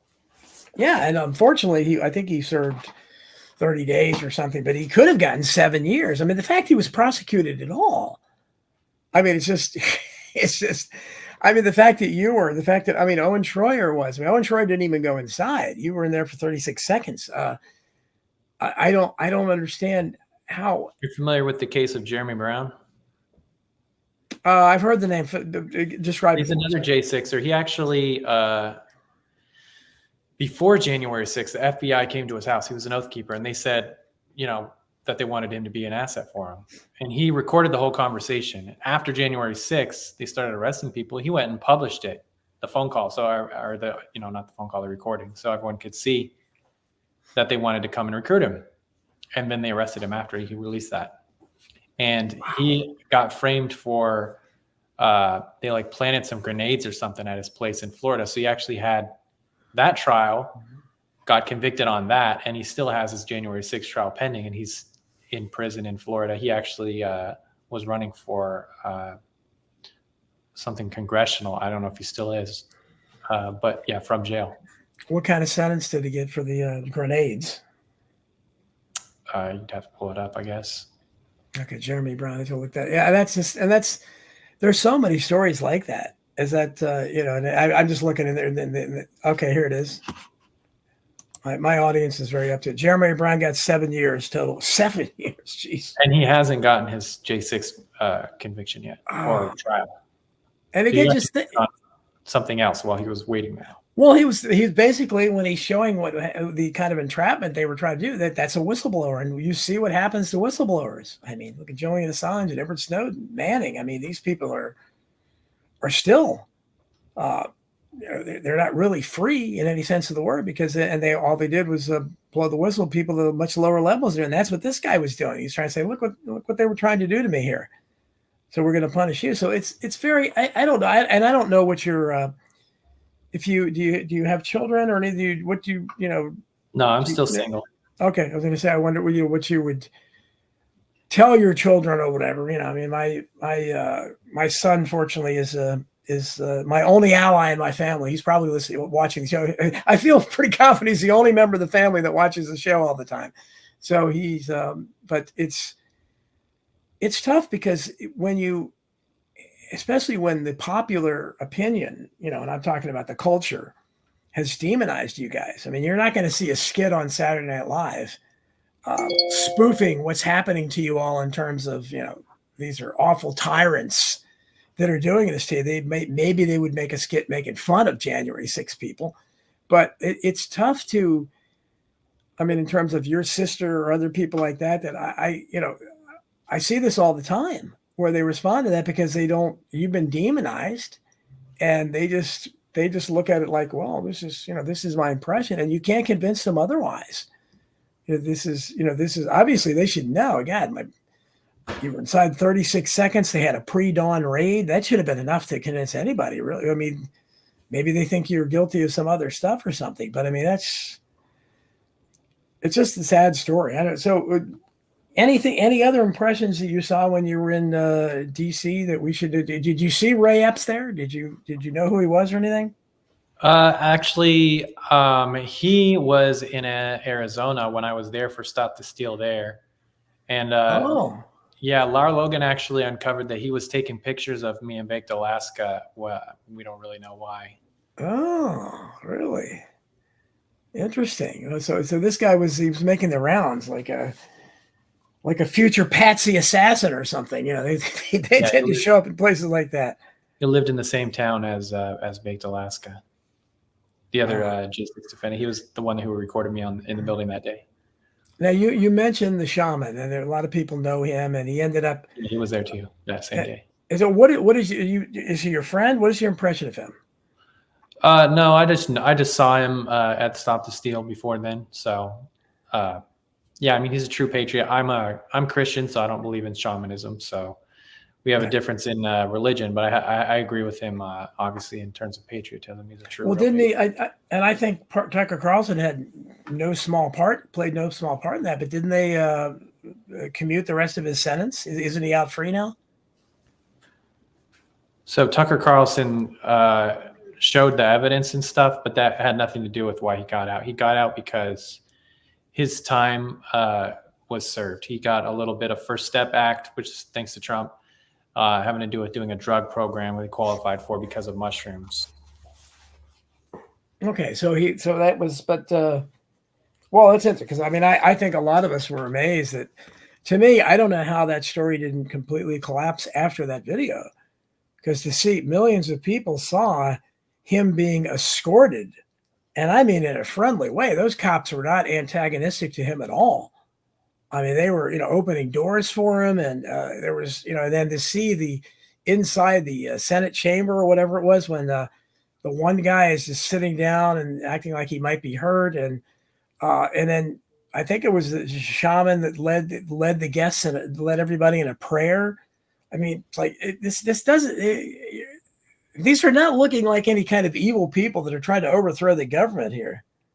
Yeah, exactly. I mean, that evidence was basically withheld from him, and he had a bad lawyer give him some bad advice to take a plea agreement. And he actually pled to that 1512 that I was telling you about, which was so bogus. Oh, okay. And that's why he got the 4-year sentence, and really because they wanted to make him the face of the insurrection, but there was no insurrection. No, but I mean, the fact that they did try to make him the face of it with his outfit and everything, it's kind of amazing that he didn't. I mean, Joe Biggs got 17 years, and I'm not sure what Joe Biggs was. He was, but Joe Biggs went to trial, so he actually faced all his charges, whereas the Q Shaman then just had the one charge, 1512, which carries 20 years. But as a max, but they gave him the 4. Yeah, no, and I think it's. I'm just looking for my audience is obviously very skeptical of Trump, and and I understand, but you are too. You sound sound like you're skeptical of Trump as well, but you're I guess you're. Yeah, I mean, I think there's a minute chance that he was in on it. Probably he wasn't, but he was late to the game, and he should have pardoned us. He should have given us a shout out and gotten our fundraisers funded. He was late to the game, and now he says he's going to pardon us if he gets elected. Well, frankly, he should have put in measures in place to stop the steal from happening in the first place. So that was his first mistake. I mean, he was talking about the election being rigged long before it was rigged. He knew it was going to happen. Yeah. So, I have plenty of complaints. Obviously, not happy about warp speed. But But again, like I said originally, it's like compared to who? Like as opposed to what? Right. And with the thing is that he really, the fact that he allowed all the changes in the mail-in ballots, and of course that was all tied to the crazy COVID stuff.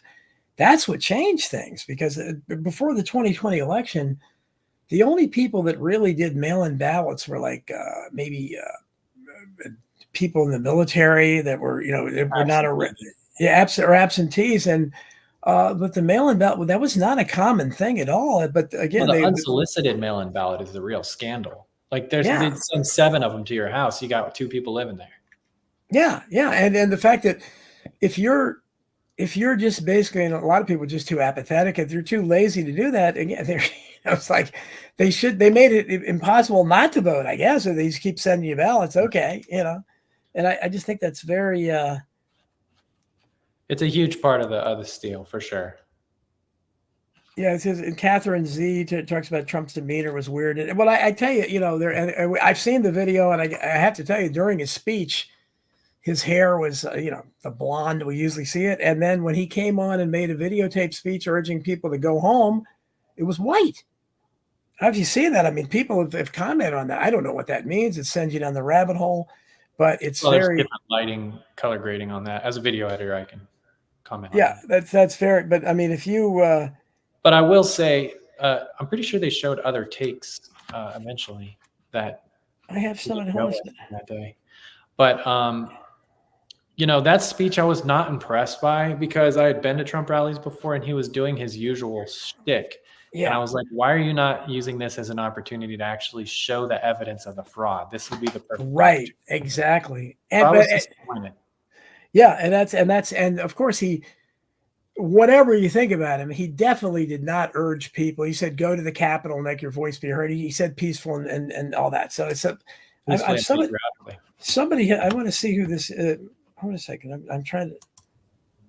Hi, Marie. Hello. How are you? Fine. How did you? I'm sorry. Oh, it's your mom. Oh, wonderful. Okay. Well, glad to hear. I wondered how you came into the stream. Well, it's you. So you were the only one that wasn't handcuffed or whatever during the pre-dawn raid. Excuse me, I didn't understand what you said. During the pre-dawn raid at your house? Yes. Daniel was saying everybody else was handcuffed, but you're the only one that was spared that. Yeah. So whether they run out of handcuffs or maybe they were afraid of me, who knows? You might have intimidated them, huh? So what do you? I mean, you must be beside yourself in what your son has had to go through, and this is obviously. I'm guessing you probably had a more favorable opinion of our government before this happened, right? Has this changed the way you look at America? Oh yes, I came to America. I'm French. I came to America in 1981, and for me that was beautiful. That was, the country of my dream, huh? And then when all this happened, I think if nothing else, this has opened the eyes of many Americans to see that America that we have now, and even that we had then, was not the America that we thought we had. And that's very heartbreaking. Absolutely. And that's so you're Before this happened, did you think your son, like, my family just kind of always thought I was a rabble rouser and just a crazy guy, you crazy conspiracy theorist. What were is that the way you thought of your son before this until you suddenly had the police pointing guns at you at a pre-dawn raid? Well, my son first is a Christian, and he has done lots of I don't know if you can say Christian activism or evangelism or both, but he does street preaching. He goes to different places to preach the gospel, to lead people to the Lord. So that's his main purpose, to go to San Francisco actually and be there. But yes, we kind of thought he was a little bit strange about some conspiracy theory that he had about certain things. But then we realized that all this is true. So Yeah. it's amazing. It's amazing. And so I can tell you that we have turned from incredulous people about those things to people that, yeah, we know it's true now. And it's even worse than even what Daniel was saying in those days. Yeah, I mean and then when you're confronted with it, when you see it playing out like that, it doesn't get any more in your face than the police raiding your house, and you're probably thinking, I'm sure could you ever picture that happening in France? Well, maybe in France, actually, I mean, the German did that in France, with the Gestapo and all. Well, yeah, but I mean, but this is our own government doing it. This is not, we're not involved in a war, right? But it seem like maybe the government's at war with their own people? That's the impression I get. It is pretty crazy. It really is. But, because of that, I got involved. I was not an activist like Daniel was. And I got involved after that when he was arrested in all kind of J6 stuff. And I'm still am. I have a group of J6ers that I'm the admin for the group, one of the admins. And we created that in 2021. And the group has grown because people are arrested every day and still today. And but we have a great J6 families. We love each other. Lots of Christians, and it's just the silver lining, I guess, of all this horror. That we have. So you have it's like a J6 support group. You get to meet other family members. We met twice in person, but we have a chat group, so we talk to each other all the time, and we help each other one way or the others. And I'm also involved with the Patriot Melt Project, and that I did that at the very beginning. As soon as Paula Calloway, we opened the Patriot Melt Project, and that was July the 4th, 2021. And this has been for me a passion, because I know the ones that are in jail, and even the ones that are not in jail, they love receiving mail from others that understand what they are going through. So that's really wonderful that this has happened, that I was able to join that group as a volunteer. And Paula Calloway is the one who started it back during the Bondi standoff. I think it was 2008. I don't remember exactly, but anyway.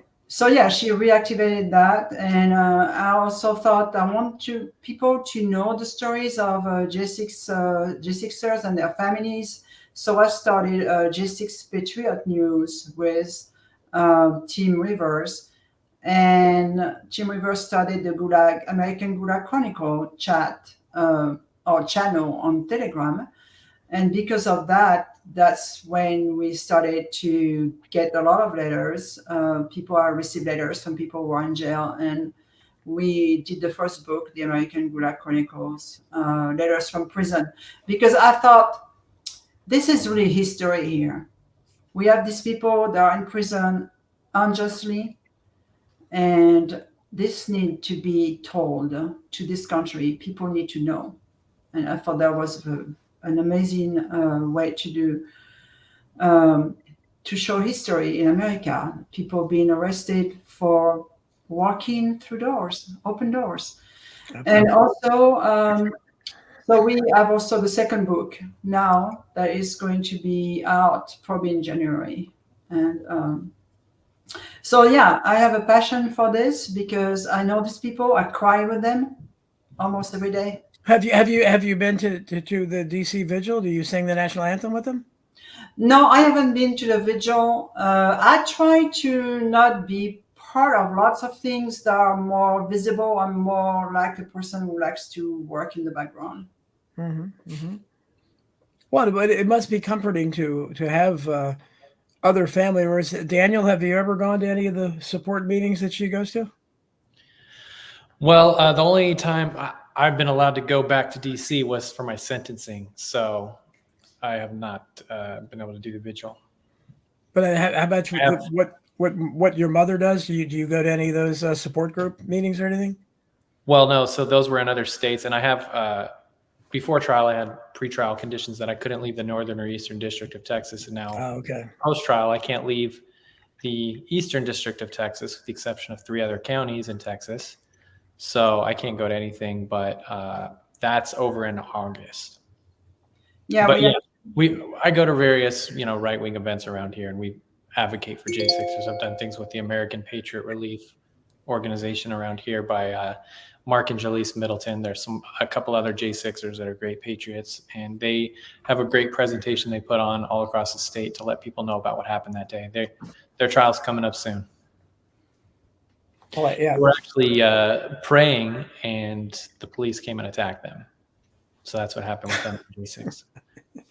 Wow, it's just amazing. Well, I mean, I'm just thinking an immigrant like you from France, Marie, that you're coming here, and you're thinking this is the shining city on a hill, and this is the land of freedom and opportunity. This must be a slap in the face to you, because I ask if you're not World War II, but in present day France. I mean, could you possibly, does anything like that happen in France now, where they have their police come and pre-dawn raids and for people that are not obviously nonviolent criminals or not criminals at all?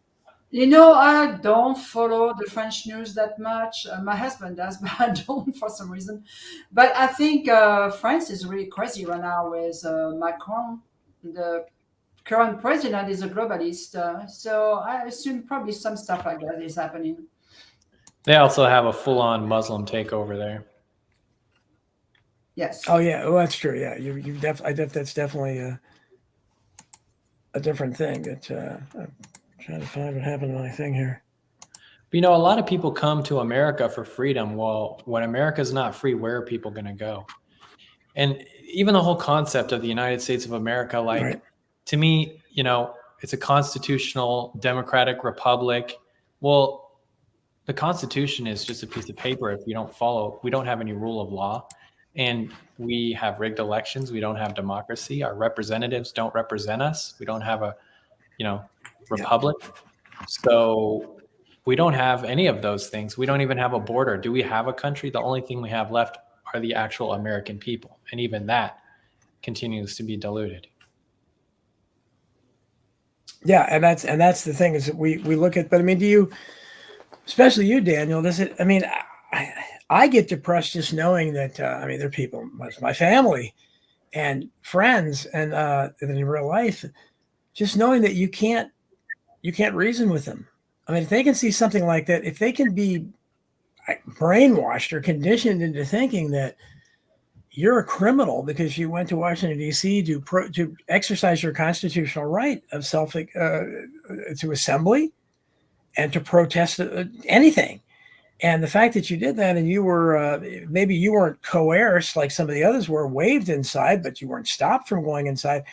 I don't understand how people cannot see how wrong that is, that you're not any kind of criminal. What do they think that you did that was so bad in those 36 seconds that were in there? Does anybody in your family or anybody that had the nerve to tell you this is why they think you're a bad guy? Because what is it that you did that was so bad? What do they think you did? Well, people are worried that, one of the police was killed that day from a fire extinguisher.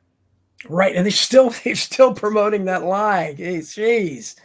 That's unbelievable. And his own family came out. If a million people are somewhere and then one person gets killed by someone else in the crowd, then everyone's guilty, right?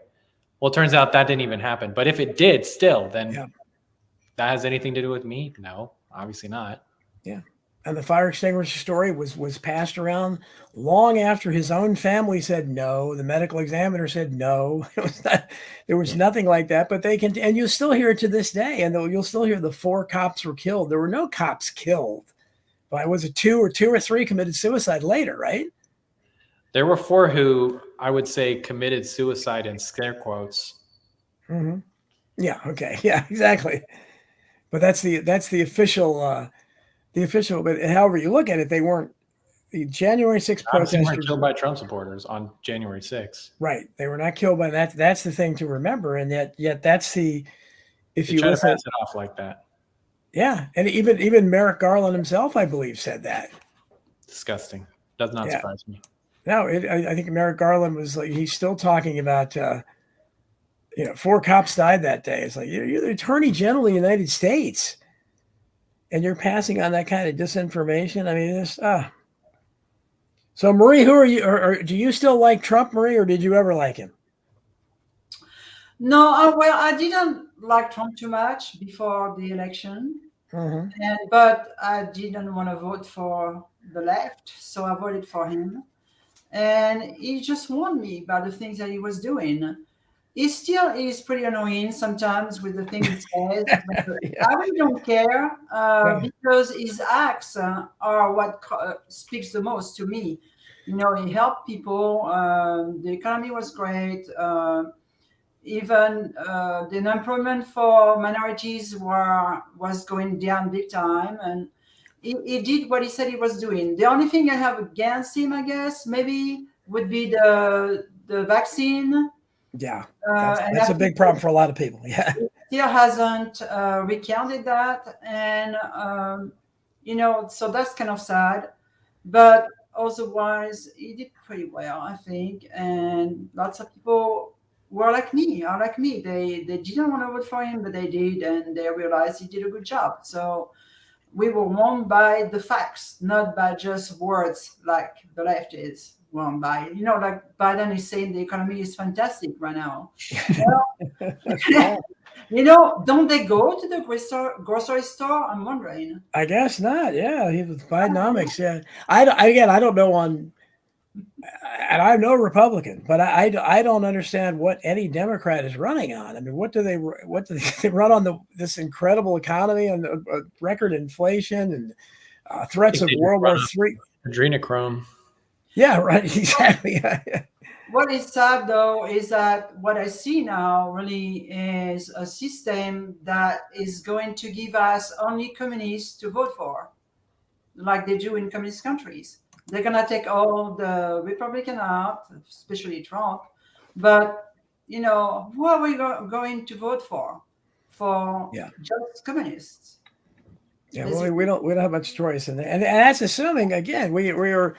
I mean, I like Daniel, and unlike most of the people in the alt media, I will probably vote again because unless I have to wait in a long line, it's easy. You're in and out, and I'll go through through the ritual and hope somehow they're counting my vote. But I certainly don't have confidence they are, especially after the last election.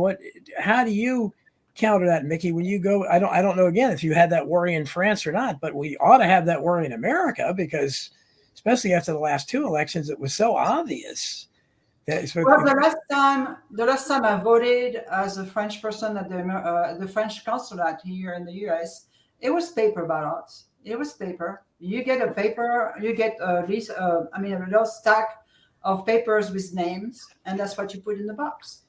So it was like that last time I voted. I don't know how it is now, but. Well, that's what a lot of us would like, but the electronic but what do you have? And Daniel, I'm sure knows this that you had Dominion, who used to be Diebold, or used to be a long time ago. And they were lots. I mean, I wrote in my book Hidden History about the history of going back to vote scam that the Collier brothers wrote about in the 80s. We've had scandals with the electronic voting machines, especially going back to them. But what do we do now? It's another again where you can be prosecuted because they went after Fox News. And threatened to go, and was just Rudy Giuliani was just, I think a jury awarded him $150 million to 2 election workers. So how do you criticize these things? The electronic machines are obviously not trustworthy, to say the least. Daniel, how do you look at that? I mean, you have people now, you're in danger of being prosecuted if you criticize the electronic voting machines. Well, is it prosecution, like a defamation lawsuit? I guess civil or defamation? Yeah, but I mean, whatever it is. But I don't know. I mean, I think with Rudy Giuliani, wasn't he was on the case with Trump. So that would have been criminal. That would have been prosecution, I think. And I think he took a plea deal. That was a hell of a plea, Hunter. Or did he? Maybe I'm mixing things up because that might be a different case against him because a lot of people have multiple cases against him. We still have people that are fighting for election integrity, like David Clements and Joe Holtman, and some others. So hopefully there will be some change, but I don't know. Well, we need. Yeah, but who's doing it in Congress? Yeah, that's again, that's where the Republicans can. That's why so many of us get more irritated at them than the Democrats, because we know today's Democrats are what they are. You know, I think they're satanically inspired, as I talked about with Daniel. I think these are people that come in from the darkest force possible. So it's a spiritual battle, but the Republicans are supposed to be the opposition, and they're just so weak. They just don't. Or are they? Yeah, they don't have any. At least as bad as the Democrats are, they have principles. They're all twisted, evil principles, but they have some. At least you know what are the Republican principles? I don't know what they stand for. They have no spine. Well, maybe they're just the Democrat principles. Yeah, pretty much. Pretty much. But I mean, it's. What can you see here? John Baskin said he's gonna vote for my producer Tony Arterburn. Tony Arterburn for president. We talked about that before. I don't know. It's hard to have much hope, but it's it is interesting though. It draws you in because you do want to know what they have planned, and I have a sense that it's what they have planned. I don't know how much we have to do with it because I don't know. With them keeping Trump off the ballot in Colorado, and there are already several other states doing it. And I heard some Republicans in Congress, not in Congress, and state representatives are trying to keep Biden off some ballots. But that would be good luck there. If that happened, if the shoe was on the other foot, you would hear nothing but nonstop, talk over the late. I can see people writing in Trump, but I can't imagine anyone writing in Biden. I wouldn't think so. Some people on Twitter suggested that the red states should take Biden off the ballot. That's the saying. It's Biden benefits from Trump has supporters. He still has millions of people that love him, but I don't know anybody that really likes. I think Biden again. It's just he's not Trump. He's Trump opposition. Are you counting only alive people? Well, yeah, he does. He does very well amongst the dead. There's no doubt about that. The dead has never been a stronger voting bloc. And again, that ought to. But I'm surprised they haven't prosecuted Trump or somebody for that, for saying or Carrie Lake or something out in Arizona. I think she's in danger still. I mean, obviously being robbed as the governor's race in 2022. I think they've talked about prosecuting her, and they may. So just what kind of precedent they're setting? And they have you people from January 6th who went to Washington to protest an election, and a bunch of you are being prosecuted to varying degrees for, again, protesting the real election. Donald Trump is being prosecuted for complaining. The same state where Stacey Abrams is still complaining about it in Georgia. And again, how does that happen? Is she going to be prosecuted? And now we have, maybe Carrie Lake in Arizona, and it's just so I don't know how you win because if you see something sinister, and there was a lot of strange goings on, ballots coming in the middle of the night, the Pennsylvania changed they just changed it without going to the legislature right before the election and said you don't have to be dated for the mail-in ballots. We're just going to assume we got it before the election, that opens the door for fraud. And unfortunately, Amy Coney Barrett, who had just been appointed to the Supreme Court, she recused herself because Trump did take that to the Supreme Court before the election. She recused herself, so they didn't win. And that's why I don't have a lot of confidence in her. I don't have any confidence in Kavanaugh either. What the Supreme Court will help him, but I hope he does. I don't know. But Marie, any closing thoughts you have? We have a couple minutes here. Well, just continue praying for the country, for the justice servers, for their families, and write them, and continue to fight for freedom. Yeah, well, that's what we have to hope for. I mean, we have to, and it's people talking, especially seeing people like you who come here for. I wonder about any immigrants that come here and they think this is something better. And I don't. To me, America at this point I call it the world's wealthiest banana republic. I mean, what is, especially something like this, when you can, regardless of what you think of Trump, the leader in the polls, the presidential candidate who lost the last election in a disputed fashion, is now being prosecuted. I mean, didn't that happen in just third world countries? Why? How is that? Is that what we would say if it was happening in Nicaragua or Peru or something? Wouldn't we be saying, see, that doesn't happen here? Well, it's happening here, and that's in my view. But Daniel, I want to give you, obviously, to sum up and let us give out those links again, and anything, your closing thoughts, anything where you go from here. Well, everyone needs to go to 1000daysofterror.com to watch that 5-minute video that really shows what happened on January 6th, that Joshua Matthew Black got shot in the face at 1:07 p.m. and then an Antifa agitator pushed someone into the police line right at that moment. There's a lot of that information there. And then stophate.com/J6. We've got calls to action. People can donate to various fundraisers for J6ers. People can join the prayer group. People can write letters. You can get that book my mom mentioned. It's all linked from there. And if anyone's interested, they can also follow me on all my socials. DanielGoodwin.com. Goodwin is with a Y instead of an I. Wonderful. I appreciate you making the time, Daniel. I appreciate you bringing your lovely mom on as well. It was great having both of you on. And thanks again to Mickey Witkoff, Ashley Babbitt's mother, who agreed to come on at the last minute. Because I had 2 other January 6 people here that canceled at the relative last minute. So we needed other guests. So I appreciate you.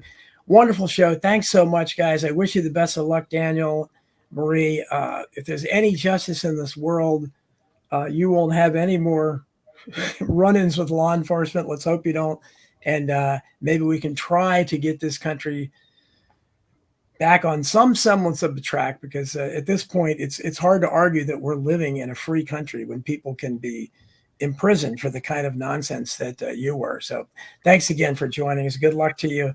God bless you both. And thanks so much, everybody, for listening to I Protest. It's the last show before Christmas. So everybody out there, Merry Christmas. Merry Christmas to you, Daniel and Marie. Merry Christmas to the audience. Spend it with your loved ones. Try to forget about all this crazy stuff as you can, and enjoy the reason for the season. Thanks, everybody, for listening. We'll be back here at the same time next week. Thanks for listening to I Protest. Thanks so much. God bless. Take care. God bless.